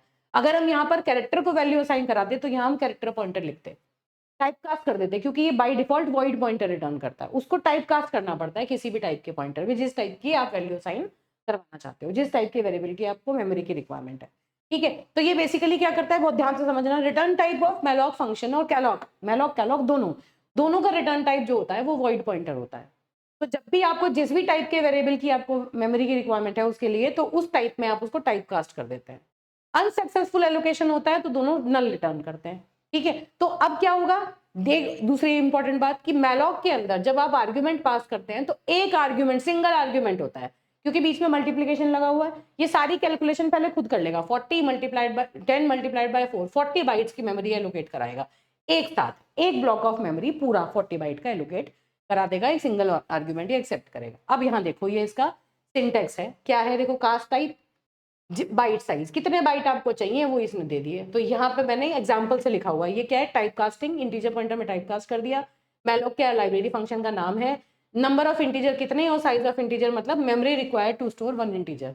ये टोटल 40 बाइट जो हैं उनकी डिमांड करेगा, और जब उसे सक्सेसफुली अगर नहीं मिलता तो ये नल रिटर्न करेगा। सक्सेसफुल मिल गया तो जो 40 बाइट्स का बेस एड्रेस होगा जहां से वो शुरू होती है लोकेशन, वो उसका एड्रेस ये रिटर्न करेगा, और उसे हम इस पॉइंटर वेरिएबल के अंदर स्टोर करा लेंगे। अपना पॉइंटर हमने उस पर लगा लिया, अब हम उस मेमोरी को यूज कर सकते हैं पॉइंटर के थ्रू। इस तरह से ये काम करता है, ठीक है। दूसरी इंपॉर्टेंट बात कि गार्बेज, ये जो मेलॉक से जो भी हम मेमोरी एलोकेट करते हैं बाय डिफॉल्ट वो गार्बेज वैल्यू से इनिशियलाइज हो जाती है। शुरू में जैसे हमने कोई मेमोरी एलोकेट की तो इनिशियली उसमें जाके गार्बेज वैल्यू स्टोर हो जाते हैं। गार्बेज वैल्यू मतलब कोई भी इररिलेवेंट वैल्यू जो हमारे किसी काम की नहीं है, ठीक है। तो ये तो हुआ आपका मेलॉक फंक्शन। अब दूसरा है आप, अब देखो यहाँ पर क्या क्या रखा है, जैसे इंटीजर पॉइंट, अगर हम 5 इंटीजर के लिए कर रहे हैं तो हमने इंटीजर पॉइंटर में टाइप कास्ट कर लिया। अगर हम कैरेक्टर के लिए मेमोरी एलोकेट करा रहे हैं तो कैरेक्टर पॉइंटर में टाइप कास्ट कर लिया। फ्लोट के लिए करा रहे हैं तो फ्लोट पॉइंटर में टाइप कास्ट कर लिया। इसलिए इसका टाइप वॉइड पॉइंटर होता है, रिटर्न टाइप। किसी भी टाइप की वेरिएबल के लिए आप मेमोरी एलोकेट इससे करा सकते हैं, बस आपको उस टाइप में उसको टाइप कास्ट करना पड़ता है, ठीक है, उसी टाइप का पॉइंटर लेना पड़ता है। कैलॉग में इसमें क्या डिफरेंस है, सिर्फ ये डिफरेंस है, देखो बीच में कॉमा लगा रखा है, मैलॉक की जगह कैलॉग लिख दिया और यहाँ पे बीच में कॉमा लगा दिया। ये क्या कह रहा है कि 25 ब्लॉक्स दो जिसमें कि एक ब्लॉक का साइज एक फ्लोट के साइज के बराबर हो। यहाँ पर ये एक पूरा ब्लॉक नहीं असाइन करवाता, पूरी कैलकुलेशन खुद नहीं करके देगा, ये कहेगा मुझे 25 ब्लॉक एलोकेट करो जिसमें एक ब्लॉक का साइज इतना होना चाहिए, एक ब्लॉक का साइज एक फ्लोट जितना होना चाहिए। बस अगेन वही काम करेगा, 25 कॉन्टिन्यूस ब्लॉक को सर्च करेगा जिसमें कि एक ब्लॉक का साइज 4 बाइट हो, और फिर वो ब्लॉक नहीं अगर सक्सेसफुली मिला तो नल रिटर्न करेगा, नहीं तो उस ब्लॉक का जो बेस एड्रेस होगा उसको रिटर्न कर देगा। और इसकी डिफॉल्ट इनिशियल वैल्यू 0 होती है। मतलब कैलॉग से अगर आप मेमोरी एलोकेट करा रहे हो तो वो इनिशियली सारे के सारे लोकेशन पर 0 जाके स्टोर हो जाता है, जबकि मैलॉक में गार्बेज वैल्यू होती है। मैलॉक में सिंगल आर्ग्यूमेंट होता है, कैलॉग में 2 आर्ग्यूमेंट एक्सेप्ट होते हैं, है ना। और क्योंकि हमने यहाँ फ्लोट के लिए मेमोरी एलोकेट कराई तो देखो हमने फ्लोट में टाइप कास्ट कर लिया, एक फ्लोट टाइप का पॉइंटर ले रखा है उसको यहाँ पर हमने लगा दिया। तो इसने बेसिकली क्या किया, इसने एक मेमोरी एरिया को ढूंढा और वहां पर अपना एक पॉइंटर लगा के छोड़ दिया। तो ये मैलॉक और कैलॉग के बीच का डिफरेंस है, ये मैंने ऑलरेडी आपको बता दिया, ये डिफरेंस की फॉर्म में यहाँ पर लिखा हुआ है, आप इसको रीड करके एग्जाम में आराम से लिख के आ सकते हैं, ठीक है। फिर आता है आपका फ्री फंक्शन। ये क्या करता है, डायनेमिकली जो मेमोरी आपने मैलॉक कैलॉग का यूज करके क्रिएट की है उसको डी एलोकेट करने का काम करेगा, क्योंकि वो खुद से डी एलोकेट नहीं होती। तो क्या करेंगे आप, मान लीजिए आपने जैसे यहाँ पर क्या किया, आपने 20 बाइट्स आपने एलोकेट करा दिए, सक्सेसफुली एलोकेट हो गए, है ना। ये 20 बाइट एलोकेट हुए और यहाँ आपने अपना कोई पॉइंटर वेरिएबल लगा दिया। आप इस पॉइंटर के थ्रू अब इस पूरी मेमोरी को एक्सेस कर सकते हो, पॉइंटर के थ्रू हमने काम करना सीख रखा है ना। अब जब आप इस मेमोरी को यूज कर लोगे, आपको जो भी काम इस पे करना है आपने कर लिया, उसके बाद आपको इस मेमोरी को डी एलोकेट करना पड़ता है। वो कैसे करते हैं, फ्री, और फ्री के अंदर इस पॉइंटर को पास कर दो बस। तो इसका क्या मतलब है, पी जहां पॉइंट कर रहा है उस मेमोरी को आप डी एलोकेट कर देंगे, वो मेमोरी ऑटोमेटिकली डी एलोकेट हो जाएगी। तो फ्री क्या करता है, एलोकेटेड मेमोरी जो मैलॉक कैलॉग का यूज करके मेमोरी एलोकेट होती है, फ्री उस मेमोरी को डी एलोकेट करने का काम करता है, ठीक। अब आता है आपका अब ये देखो बहुत ध्यान से समझना, इस बात का क्या मतलब है कि अगर आप इसको फ्री नहीं करेंगे, अगर आपने मान लो ये मेमोरी एलोकेट की, यूज की और उसके बाद आपने इसे फ्री नहीं किया, तो ये कहलाएगा मेमोरी लीक। पॉइंटर कार्ड एक डिसएडवांटेज था जो मैंने आपको बताया था कि मैं डायनेमिक मेमोरी एलोकेशन के टाइम पे बताऊंगी। तो ये क्या हुआ, मेमोरी लीक, आपने मेमोरी एलोकेट करा दी लेकिन वो डी एलोकेट नहीं कराई, तो ये किसी और के काम नहीं आ सकती, अननेसेसरी ऑक्यूपाइड रहेगी। तो इसलिए आपको इसे अलग से फ्री कराना पड़ेगा जिससे कि ये मेमोरी जो है वो फ्री हो जाए, और ये फिर आप ये किसी और के काम आ सकती है, कहीं और किसी और डेटा को, वैल्यू को स्टोर आप इसमें कर सकते हैं। अब दूसरी इंपॉर्टेंट बात कि ये जो पॉइंटर वेरिएबल है, अब देखो ध्यान से देखना, ये जो पॉइंटर है ये यहाँ पे लगा हुआ था, आपने क्या किया, फ्री से इस जो मेमोरी है ये फ्री हो गई, लेकिन ये पॉइंटर तो अभी भी यहीं लगा हुआ है, मेमोरी एरिया हटा दिया आपने, तो अब इस पॉइंटर को कहेंगे dangling pointer. Now this pointer is called as dangling pointer. Pointer जहां पॉइंट कर रहा था उस मेमोरी को आपने डीएलोकेट कर दिया, अब वो पॉइंटर कहां पॉइंट कर रहा है आपको पता ही नहीं है ना। Such pointer variable is called as dangling pointer. Types of pointer में डैंगलिंग पॉइंटर बचा था ना जो हम अभी देख रहे थे। तो डैंगलिंग पॉइंटर कौन सा है कि आपने अगर डायनेमिकली मेमोरी एलोकेट की और आपने उसको फ्री कर दिया मेमोरी को, मेमोरी लीक से बचने के लिए, तो अब वो जो पॉइंटर है उसको डैंगलिंग पॉइंटर कहते हैं। वो पॉइंटर जिस मेमोरी पर लगा था वो मेमोरी आपने हटा दी, नाउ वी डोंट नो कि ये पॉइंटर कौन सी मेमोरी लोकेशन पर लगा हुआ है। तो सेफ क्या है कि अब इस पॉइंटर को इनिशियलाइज कर दो 0 से, अब इसको 0 लगा के छोड़ दो, मतलब आपने इसको इनिशियलाइज कर दिया 0 से, मतलब अब ये कहीं नहीं पॉइंट कर रहा, ठीक है। तो देखिए, तो हम क्या करेंगे, फ्री कर दिया तो ये मेमोरी लीक से बचा लिया, लेकिन अब ये कहीं नहीं है तो इसको नल बना के छोड़ दो। नल बना लो या जीरो बना दो, एक ही बात है। या तो p is equal to zero लिख दो या फिर p is equal to null लिख दो, बोथ आर सेम थिंग्स। ठीक है, तो अब देखिए ये इंपॉर्टेंट है, डायनेमिकली आप कोई एरे कैसे क्रिएट करेंगे, उस पर किस तरह से काम करेंगे, ये चीज आपको ध्यान से समझनी है। इंपॉर्टेंट है, प्रोग्राम कई बार एग्जाम में आ चुका है, इसके ऊपर बेस्ड और भी कोई चीजें पूछी जा सकती हैं। तो देखो, हमने डायनेमिकली हम एक एरे क्रिएट करेंगे, या ये कह सकते हैं कि हम एन इंटीजर्स का एक एरे बनाएंगे और उसके ऊपर ऑपरेशंस करेंगे। क्या काम करना है हमें, हमने एन एक वेरिएबल लिया, आई एक वेरिएबल लिया। एन का क्या पर्पस है, कितने नंबर ऑफ एलिमेंट्स हम एरे में इनपुट कराएंगे। आई लूप चलाने के लिए, एस एलिमेंट्स को ऐड करेंगे लास्ट में जाके, और पॉइंटर पी इंटीजर पॉइंटर हमने ले लिया। हमने पूछा कि हमें कितने एलिमेंट्स, मतलब एरे में हमें कितने एलिमेंट चाहिए, हमने एन की वैल्यू को यूजर से इनपुट करा लिया। अब हमें क्या करना है, एन इंटीजर्स को हमें मेमोरी एलोकेट करानी है, एरे क्रिएट करना है। देखो, एरे हमने स्टैटिकली तो क्रिएट किया नहीं, डिक्लेयर तो किया नहीं, डायनेमिकली हमें एरे क्रिएट करना है। तो एन की जो भी वैल्यू आई होगी, हमने क्या किया, मैलॉक फंक्शन यूज किया, n multiplied by size of int. एक इंटीजर मान लो 4 बाइट ले रहा है, हमने मान लिया, तो n इंटू 4 बाइट का एक पूरा ब्लॉक हम सर्च कर रहे हैं मेमोरी में है या नहीं। अगर वो सक्सेसफुली नहीं मिला तो इसका मतलब p के अंदर नल स्टोर हो जाएगा, ये मैलॉक फंक्शन नल रिटर्न करेगा। अगर इसमें नल आ गया तो हम कहेंगे सक्सेसफुल एलोकेशन नहीं हुआ और एग्जिट करके बाहर चले जाएंगे। एग्जिट फंक्शन क्या करता है, ये ऑटोमेटिकली प्रोग्राम को टर्मिनेट कर देता है, प्रोग्राम का एग्जीक्यूशन ही टर्मिनेट कर देता है।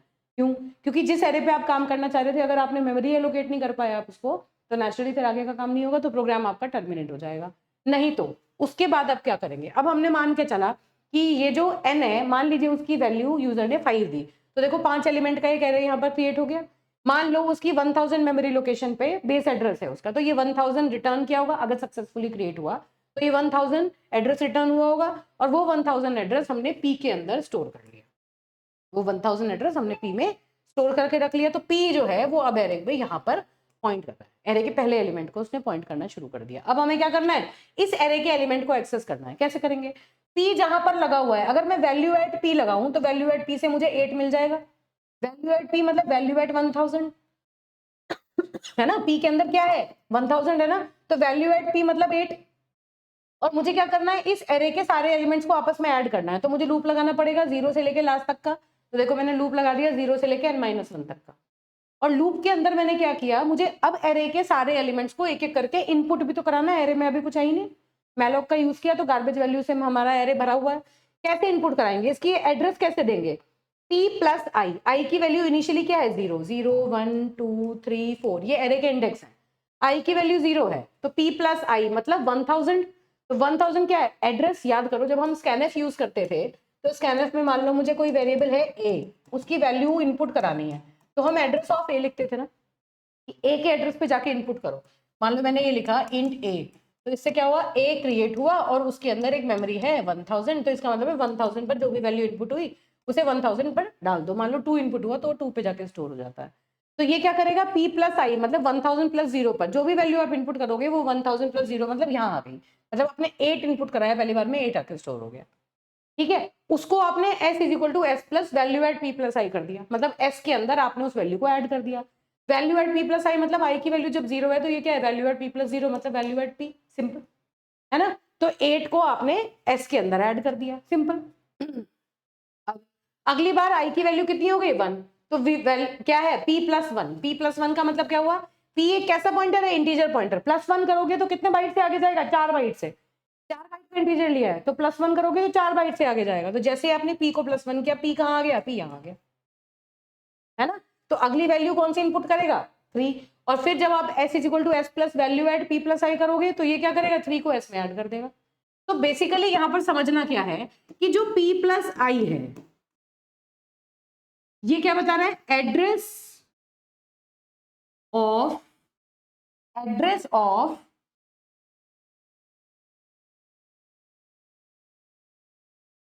Value at p plus I, ये इसका एड्रेस है, सीधा सीधा। मतलब ये जो p प्लस आई है ये आपको एड्रेस बता रहा है, एरे के अंदर इंडिविजुअली एड्रेस बता रहा है। और जो ये आपका वैल्यू एट ये है, वैल्यू एट p प्लस आई है, ये क्या बता रहा है आपको, ये वैल्यू बता रहा है इंडिविजुअल ith, जब आप p में आई ऐड करते हो तो क्या वैल्यू है, यहाँ से आपको वो वैल्यू एक्सेस हो जाएगी। तो सीधा सीधा क्या समझना है कि जब आप p+i लिखते हो तो ये क्या बताता है, इस एड्रेस 1000, 1004, 1008, 1012, 1016 ये बताता है। p+1 मतलब 1004, p+2 मतलब 1008, उतने उतने हमने क्या कहा था, इंटीजर ऐड करने पर जितने इंटीजर बाइट लेता है उतनी बाइट उसमें ऐड होते हैं, तो उसी हिसाब से ये सारे वैल्यू स्टोर होंगी और फिर वैल्यू ऐड p+i करके उन वैल्यूज को हम सम में ऐड करते चले जाएंगे और जब लूप बंद हो जाएगा तो हम सम की वैल्यू को प्रिंट कर देंगे। तो ये जो प्रोग्राम है ये बहुत इंपॉर्टेंट है, कई बार एग्जाम में पूछा जा चुका है। इसमें आपसे सम निकलवा लें, अगर कोई एवरेज निकलवा रहा है तो लास्ट में आप एवरेज कैलकुलेट कर लो, यहाँ पर एवरेज एक वेरिएबल ले लो, तो क्या करोगे, सम को नंबर ऑफ एलिमेंट से डिवाइड कर दो तो एवरेज निकल जाएगा, एवरेज प्रिंट कर देना। इस तरह से आप इस आराम से इसको सॉल्व कर सकते हो। ठीक है बेटा, तो याद क्या रखना है, पॉइंटर्स में फिर मैं कह रही हूँ अगर किसी बच्चे को डिटेल में देखना है तो इसकी डिटेल वाली वन शॉट देख लेना, उसमें और भी बहुत सारी चीजें पॉइंटर और एरे पे मैंने बताई हैं तो आपको और अच्छे से समझ में आ जाएगा। ठीक है, अदरवाइज अगर आप इसको इतना टॉपिक को समझ के इतना लॉजिकली समझ सकते हैं तो इतना आप याद रख लें, इंपॉर्टेंट टॉपिक एग्जाम में आ जाता है। फिर आता है आपका रीअलॉक फंक्शन। रीअलॉक फंक्शन आपको क्या फैसिलिटी देता है कि एक बार आपने मैलॉक या कैलॉक से अगर कोई मेमोरी एलोकेट करा दी तो उसका साइज आप चेंज कर सकते हो। जैसे मान लो एग्जांपल से देखो, मान लो मैंने मैलॉक नाम का फंक्शन है, 3 इंटीजर को मैंने मेमोरी एलोकेट करा दी, तो 0 से लेकर 2 तक अगर मैंने p+i को प्रिंट किया तो 8, 5, 3 तीनों प्रिंट हो जाएंगे। 3 इंटीजर को वैल्यू मैंने दे दी है ना, 3 इंटीजर को मैंने यहाँ पे इनकी वैल्यू मैंने इनपुट भी कर ली, हो गया इतना काम।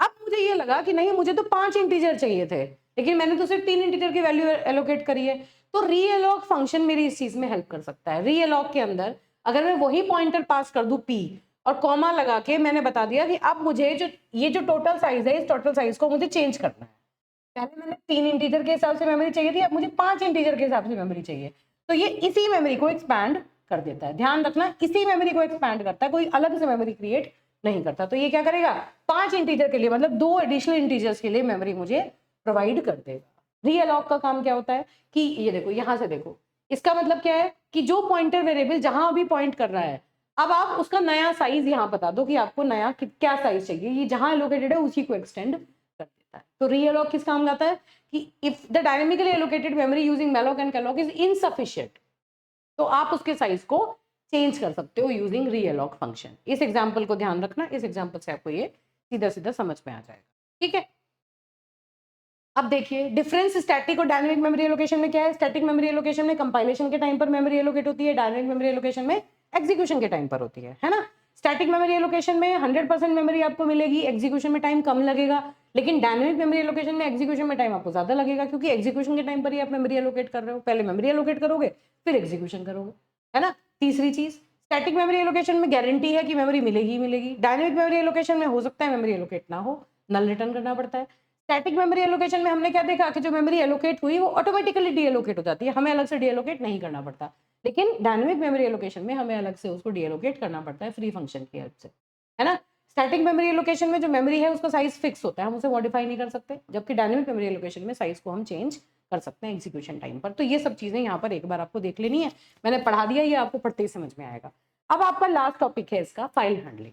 ठीक है, फाइल हैंडलिंग में कुछ इंपॉर्टेंट क्वेश्चंस हैं जो मल्टीपल टाइम रिपीट होते हैं, उन क्वेश्चंस को यहाँ देखेंगे क्योंकि अच्छा टीडियस कॉम्प्लेक्स टॉपिक है, लास्ट मोमेंट पर पूरा आप नहीं पढ़ सकते, जो मोस्ट इंपॉर्टेंट चीजें हैं वो यहाँ पर डिस्कस करते हैं।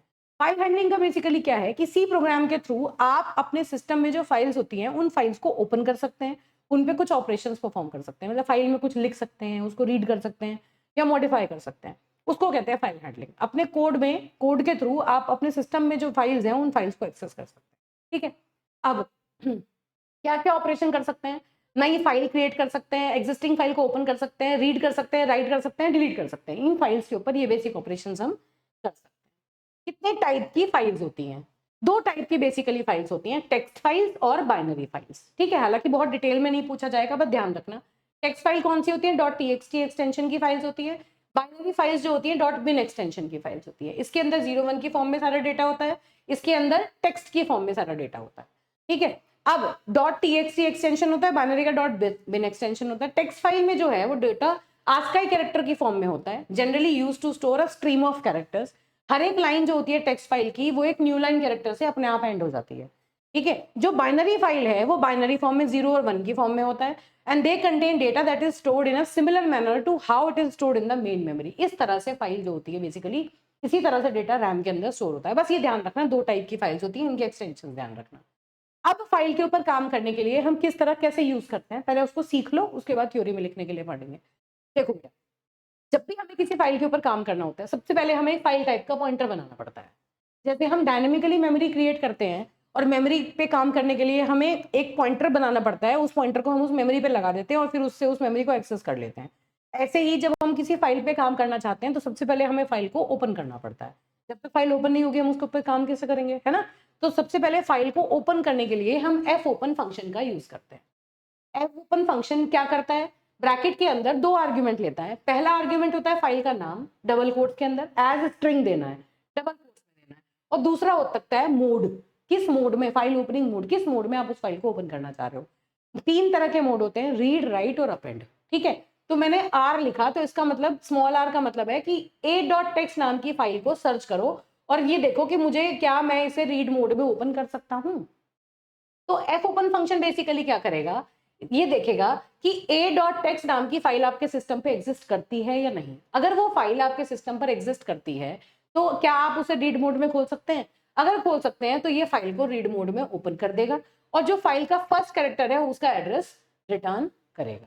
क्या करेगा, फाइल को सर्च करेगा और फिर रीड मोड में इस फाइल को ओपन करेगा। अगर रीड मोड में एनी हाउ ये फाइल को ओपन नहीं कर पाया, किसी रीजन से ये फाइल ओपन नहीं हो पाई, तो उस केस में ये नल रिटर्न करता है। तो आप यहाँ चेक करोगे कि अगर नल रिटर्न हुआ है इसका मतलब जो फाइल है वो सक्सेसफुली ओपन नहीं हो पाई।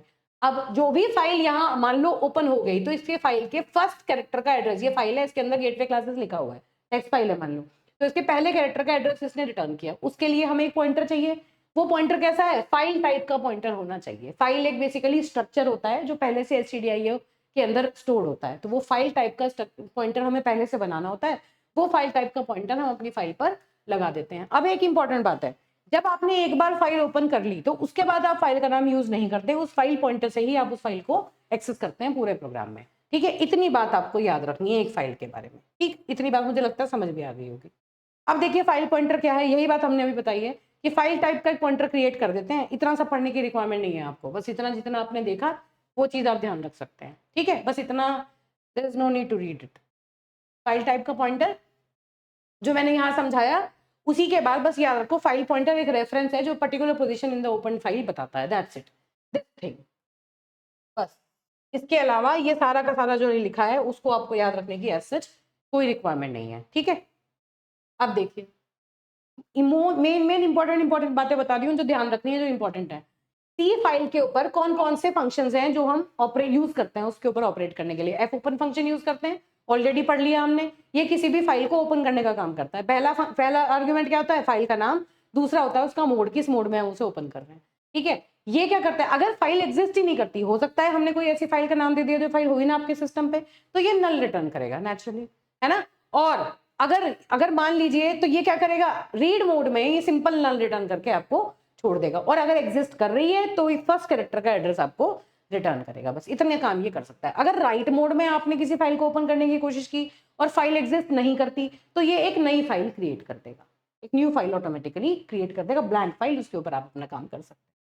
ठीक है, ये 3 फाइल ओपनिंग मोड्स हैं, बहुत इंपॉर्टेंट है। हालांकि इसके बाद R+, W+, A+ भी होता है, लेकिन ये फिलहाल आप 3 ये याद रखेंगे तो भी आपको नंबर मिल जाएंगे।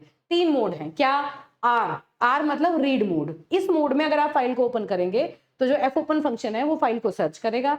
अगर सक्सेसफुली ओपन हो गई तो ये फर्स्ट कैरेक्टर का उस फाइल को लोड करेगा रैम के अंदर, और उसके जो फर्स्ट कैरेक्टर का एड्रेस है उसको फाइल पॉइंटर में असाइन कर देगा। उसके बाद आप उस फाइल को यूज कर सकते हो। If the file can not be opened it returns null. अगर फाइल ओपन नहीं हो पाई तो ये नल रिटर्न कर देगा। फिर दूसरा क्या आता है, डब्ल्यू क्या करता है, फाइल को सर्च करेगा राइट मोड में, मतलब अगर फाइल एग्जिस्ट करती है तो एग्जिस्टिंग कंटेंट जो है फाइल का वो इरेज हो जाएगा।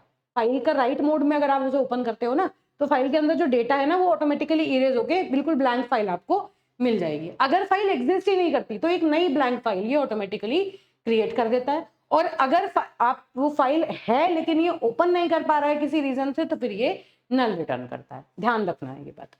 अपेंड मोड क्या करता है, फाइल को सर्च करता है। अगर वो फाइल एग्जिस्ट नहीं करती तो ये नल रिटर्न करता है नेचुरली। अगर फाइल ओपन हो गई सक्सेसफुली अपेंड क्या करता है, जो फाइल है उसके लास्ट कैरेक्टर का एड्रेस होल्ड करता है। अपेंड का मतलब फाइल के एंड में जाके आप कोई नया डेटा ऐड कर सकते हो। तो ये मेमोरी में उसे लोड करेगा और एक पॉइंटर लगा देगा उसके लास्ट कैरेक्टर को पॉइंट करते हुए। वो पॉइंटर, वहां आप अपना पॉइंटर लगा लो और फाइल में कोई भी डेटा आप एग्जिस्ट कर सकते हो। अगर फाइल एग्जिस्ट ही नहीं करती तो एक नई फाइल नेचुरली क्रिएट हो जाएगी, नल नल रिटर्न नहीं होगा। लेकिन अगर ये ओपन नहीं कर पाया, एग्जिस्ट करती है फाइल लेकिन ओपन नहीं कर पा रहा, उस केस में ये नल रिटर्न करेगा। अगर फाइल ही नहीं है तो नई फाइल ब्लैंक क्रिएट कर देगा। ठीक है, तो ये फाइल ओपनिंग मोड्स हैं, वेरी वेरी इंपॉर्टेंट है। ऑलमोस्ट हर दूसरे एग्जाम में ये थ्योरी में रिपीट होते हैं और ऐसे क्वेश्चंस में लगे होते हैं कि ये आराम से आप चॉइस में इनको चूज कर सकते हैं। ठीक है, तो पार्ट ऑफ क्वेश्चन ये बन जाते हैं। अब हम किसी फाइल के अंदर, जब फाइल के अंदर जो फंक्शंस हम पढ़ते हैं, डिफरेंट टाइप के फंक्शन हम फाइल में, फाइल हैंडलिंग के लिए पढ़ते हैं।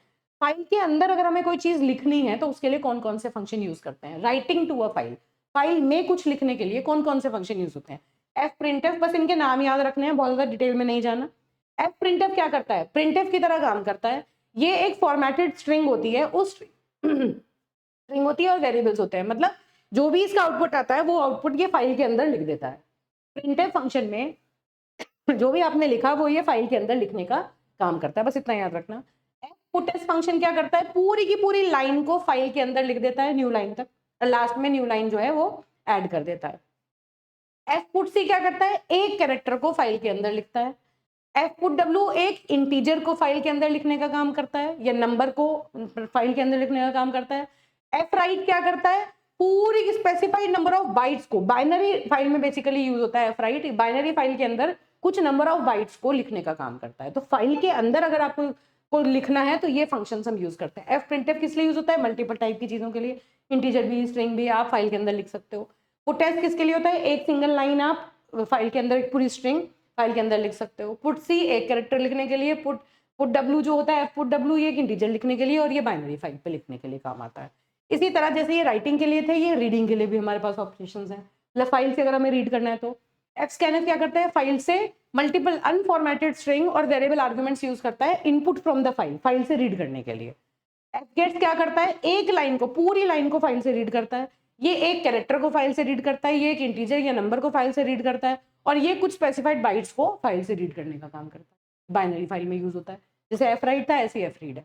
Most important, most used programming में एफ गेट सी है, जिसे हम यूज करके प्रोग्राम देखेंगे।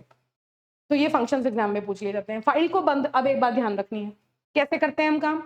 जब भी हमें फाइल के ऊपर काम करना है, एफ ओपन फंक्शन से फाइल को ओपन करते हैं, अगर उसके ऊपर काम करते हैं, और जब फाइल का काम खत्म हो जाता है, यूज हो जाती है, पूरा का पूरा ऑपरेशन कंप्लीट हो जाता है, तो उस फाइल को क्लोज कर देते हैं एफ क्लोज फंक्शन की हेल्प से।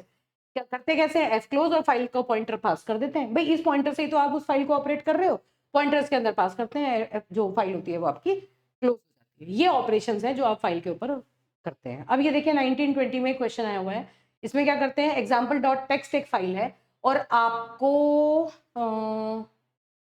आपको क्या करना है, देन हाँ, into example dot text file, file का नाम दिया हुआ है example dot text, and then read this text and display on console using file handling. मतलब आपको पूरी पूरी फाइल को रीड करना है और डिस्प्ले करना है। कैसे करेंगे देखो, सबसे पहले आपने stdio stdli भी यहाँ पर इंक्लूड करा लिया, फिर फाइल टाइप का एक पॉइंटर ले लिया। अब आपने क्या किया, एग्जाम्पल डॉट टेक्स्ट फाइल का नाम है, रीड मोड में आपने इसे ओपन किया। क्यों, क्योंकि आपको सिर्फ रीड करना है, आपको राइटिंग नहीं करनी, फाइल में चेंजेस नहीं करने। रीड मोड में ओपन किया, चेक किया, अगर नल है तो इसका मतलब सक्सेसफुली ओपन नहीं हो पाई, एग्जिट करके बाहर चले गए। अब अगर सक्सेसफुली ओपन हो गई तो क्या करेंगे, लूप लगाएंगे। इस लूप को आपको ध्यान रखना है, क्या किया हमने, एफ गेट सी फंक्शन के अंदर फाइल टाइप का पॉइंटर आप पास कर देंगे।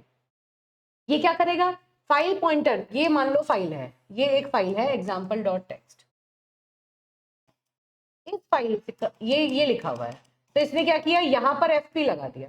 तो ये क्या करेगा, एफपी जहां पर है उस पोजीशन से एक कैरेक्टर को रीड करेगा, उस कैरेक्टर को कहां लेके आएगा, सीएच में, और उसको प्रिंट करेगा।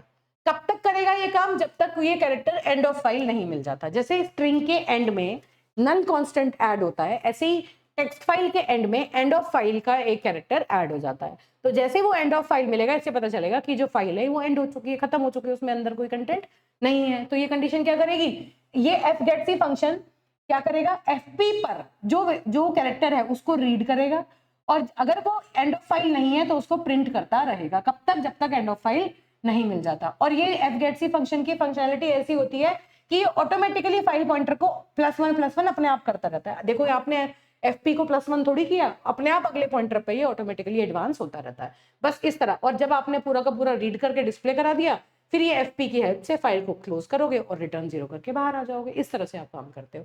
तो ये सिंपलेस्ट एग्जाम्पल है, एग्जाम में क्वेश्चन की तरह भी आया हुआ है। आपको पूरी फाइल आपने रीड कर ली और डिस्प्ले कर दी, ठीक है। अब ये देखिए, ये क्या है, इसमें आपको एग्जिस्टिंग कंटेंट को फाइल के रीड करना है और number of characters, blanks, tabs और न्यू लाइंस कितने हैं फाइल में उनको शो करना है। बताइए कितने टैब्स हैं, कितने न्यू लाइंस हैं, कितने कैरेक्टर्स हैं, उनको बताना है। कैसे करेंगे, फाइल टाइप का पॉइंटर लिया एफपी। अब आपने number of character, number of new lines, number of tabs, number of blanks, जो जो चीजें आपको काउंट करनी है उन सबके करस्पॉन्डिंग आपने वेरिएबल ले लिए, सबको 0 से इनिशियलाइज कर दिया शुरू में। अब आपने क्या किया, मान लो a.text फाइल का नाम है, नहीं तो फाइल का नाम आप यूजर से भी पूछ सकते हो। a.text हमने मान लिया फाइल का नाम है, उसको रीड मोड में हम ओपन करेंगे, क्योंकि राइट तो करना ही नहीं, रीड मोड में ओपन करेंगे। अगर ये रीड मोड में ओपन नहीं हो पाई तो हम कह देंगे file could not be open और एग्जिट करके बाहर चले जाएंगे। नहीं तो क्या करेंगे, वही अगेन एफपी से एक एक करके कैरेक्टर को रीड करेंगे और जब तक एंड ऑफ फाइल नहीं हो जाता तब तक क्या करेंगे, NOC++। जैसे ही पहला कैरेक्टर रीड हुआ, नंबर ऑफ कैरेक्टर तो एक मिल ही गया ना, number of character plus number of character में ये कैरेक्टर ऐड हो गया। अगर वो कैरेक्टर न्यू लाइन है तो नंबर ऑफ न्यू लाइन में ऐड कर दो, अगर वो कैरेक्टर टैब है तो नंबर ऑफ टैब में ऐड कर दो, अगर वो कैरेक्टर ब्लैंक है तो नंबर ऑफ ब्लैंक में ऐड कर दो। तो लूप के अंदर पहली बार में जैसे ही कैरेक्टर मिला उसे नंबर ऑफ कैरेक्टर में तो ऐड कर ही दो, उसके बाद वो जो भी है उस पर्टिकुलर वेरिएबल में उसे काउंट करो, और लूप कब तक चलेगा, जब तक एंड ऑफ फाइल ना हो जाए। तो ये जो है ये आपका मेन कोड है। इससे पहले तो आपने सिर्फ फाइल को ओपन किया, ये आपका मेन कोड है जो आपको ध्यान रखना है। और बस इसके बाद आपको क्या करना है, सिंपल, बस इसके बाद आपने ये जो जितनी भी variables I, number of NOC, NON, NOT, NOV, इन सबको प्रिंट करा दिया, कितने कितने हैं, प्रिंट करा के फाइल को क्लोज कर दिया और बाहर चले गए। मतलब फाइल को ओपन किया रीड मोड में, अगर सक्सेसफुली ओपन हो गई तो गए, फाइल को एक एक करके कैरेक्टर बाय कैरेक्टर रीड किया जब तक एंड ऑफ फाइल ना आ जाए, और हर एक कैरेक्टर को नंबर ऑफ कैरेक्टर में काउंट कर लिया और चेक कर लिया। जिस भी टाइप का कैरेक्टर है उसी वेरिएबल के अंदर उसको प्लस प्लस करके नंबर ऑफ हमें टैब्स और ब्लैंक्स और न्यू लाइन सारे के सारे काउंट होके हमें यहाँ पर मिल जाएंगे। ठीक है, ये इंपॉर्टेंट प्रोग्राम है, एग्जाम में ये पूछा जाता है, कई बार रिपीट हो चुका, और ये बेसिक अंडरस्टैंडिंग आपको फाइल हैंडलिंग की दे देगा। कोई कहे कि एग्जाम्पल से समझाओ तो आप एग्जाम्पल से भी समझा सकते हो। ये भी बहुत इंपॉर्टेंट है, एक फाइल के कंटेंट को दूसरी फाइल में आपको कॉपी करना है। क्या करना है, देखो आपको 2 फाइल की जरूरत है, एक फाइल से पढ़ना है, दूसरी फाइल में लिखना है। ठीक है, तो हमने 2 फाइल पॉइंटर यहाँ लिए, fptr1 और fptr2। अब देखो मैंने एक फाइल ले ली, फाइल नेम 100, फाइल का नाम हम पूछेंगे। सबसे पहले हमने क्या किया, enter the file name to open for reading. कौन सी फाइल नेम मुझे ओपन करनी है, फाइल नेम में मैंने नाम पूछ लिया फाइल का, उस फाइल नेम को मैंने रीड मोड में ओपन किया। देखो जो फाइल मुझे रीड कर, जिस फाइल को मुझे कॉपी करना है, एक फाइल को मुझे कॉपी करना है, तो जिसे कॉपी करना है उसमें तो कोई चेंज नहीं करना, उसे मुझे रीड मोड में ओपन करना पड़ेगा, क्योंकि उस फाइल से तो मुझे सिर्फ रीड करना है, तो इसलिए हमने उसको रीड मोड में ओपन किया। ये कौन सी फाइल है, मान लीजिए 2 फाइल हैं, सोर्स और डेस्टिनेशन। ये पहली फाइल या F1 F2 में ये इस तरह कह सकती हूँ, फाइल 1 से फाइल 2 में मुझे कॉपी करना है, तो ये फाइल 1 जो है उसकी बात हम कर रहे हैं, उसको रीड मोड में हमने ओपन करने की कोशिश की, अगर वो ओपन नहीं हुई तो हम कह देंगे ओपन ही नहीं हो पाई, एग्जिट करके बाहर चले जाएंगे। भाई सीधी बात है, जिस फाइल को कॉपी करना है अगर वही फाइल ओपन नहीं हुई तो एग्जिट कर जाएंगे, फिर आगे जाने का तो कोई मतलब ही नहीं है। अगर ये ओपन हो गई तो फिर हम कहेंगे दूसरी वाली फाइल बताओ भाई जिसको ओपन करना है, दूसरी फाइल का नाम पूछा, उसको राइट मोड में ओपन करेंगे क्योंकि उसके अंदर हमें कॉपी करनी है वैल्यूज। अगर वो राइट मोड में ओपन नहीं हुई, अगर इसने नल रिटर्न किया तो क्या कहेंगे, हम कहेंगे भाई ये तो ओपन नहीं हो पाई और एग्जिट करके बाहर चले, है ना। एक काम और कर सकते हैं, पहले वाला जो है भाई हम क्या कहेंगे, एक बार बताओ, पहले हमने एक फाइल को ओपन किया जिसको मुझे कॉपी करना है, अगर वो सक्सेसफुली ओपन नहीं हुई तो हम एग्जिट करके बाहर चले गए, बात ही खत्म हो गई। अगर वो सक्सेसफुली ओपन हो गई तो जिस फाइल में कॉपी करना है उसे राइट मोड में ओपन करने की कोशिश करेंगे। अगर वो ओपन नहीं हुई तो भैया जो फाइल पहले खुली थी जिसको रीड करना था, कॉपी करना था, उसे भी बंद कर दो और एग्जिट कर जाओ। हम क्या कह रहे हैं कि जिस फाइल को आपने प्रोग्राम में ओपन किया है, एग्जिट करने से पहले उस फाइल को क्लोज करके आप जाओगे, है ना। तो एग्जिट करने से पहले उस फाइल को क्लोज करके चले जाओ। तो ये क्या कह रहा है कि अगर सेकंड वाली फाइल सक्सेसफुली ओपन नहीं हुई तो भाई पहले वाला जो पॉइंटर है उस पे एफ क्लोज लगा के चले जाओ, वो ओपन होगी तभी तो तुम यहाँ तक आए थे, है ना, एग्जिट कर जाओ। नहीं तो यहाँ पर तुम कब आओगे, यहाँ तब आओगे जब दोनों फाइल ओपन हो चुकी होंगी, फाइल 1 फाइल 2 दोनों, सोर्स और टारगेट दोनों फाइल्स आपकी ओपन हो चुकी होंगी। तो हम ये मान के चल रहे हैं कि ये फाइल वो है जिसे कॉपी करना है, मतलब जिसको मैं फाइल 1 कह रही हूँ, जो मैंने अभी एग्जाम्पल में लिया था, है ना। और टारगेट फाइल कौन सी है, फाइल 2, जिसके अंदर हम इसे कॉपी करेंगे। तो यहाँ पर fptr2 लगा दिया, यहाँ fptr1, इसका पॉइंटर 1, इसका 2, इस तरह से हमने इसको लगा दिया। अब क्या करेंगे, किस तरह करें, इस फाइल से एक एक कैरेक्टर को रीड करते जाओ जब तक एंड ऑफ फाइल ना मिले, और इसमें कॉपी करते जाओ, बस ये तो करना है। क्या करना है, fgetc fptr पर fgetc फंक्शन से एक एक कैरेक्टर को रीड करो जब तक एंड ऑफ फाइल ना मिले, तब तक ये काम करो, और जो कैरेक्टर रीड किया उसे ptr2 में लिखते जाओ। यहां से रीड करते जाओ, इसमें लिखते जाओ। रीड करने के लिए fgetc, लिखने के लिए fputc। fputc फंक्शन क्या करेगा, 2 पैरामीटर लेगा। कैसे, एक कैरेक्टर जिसको लिखना है और कहाँ लिखना है, क्या लिखना है और कहाँ लिखना है। getc कहाँ से पढ़ना है, सिर्फ एक पॉइंटर लेता है।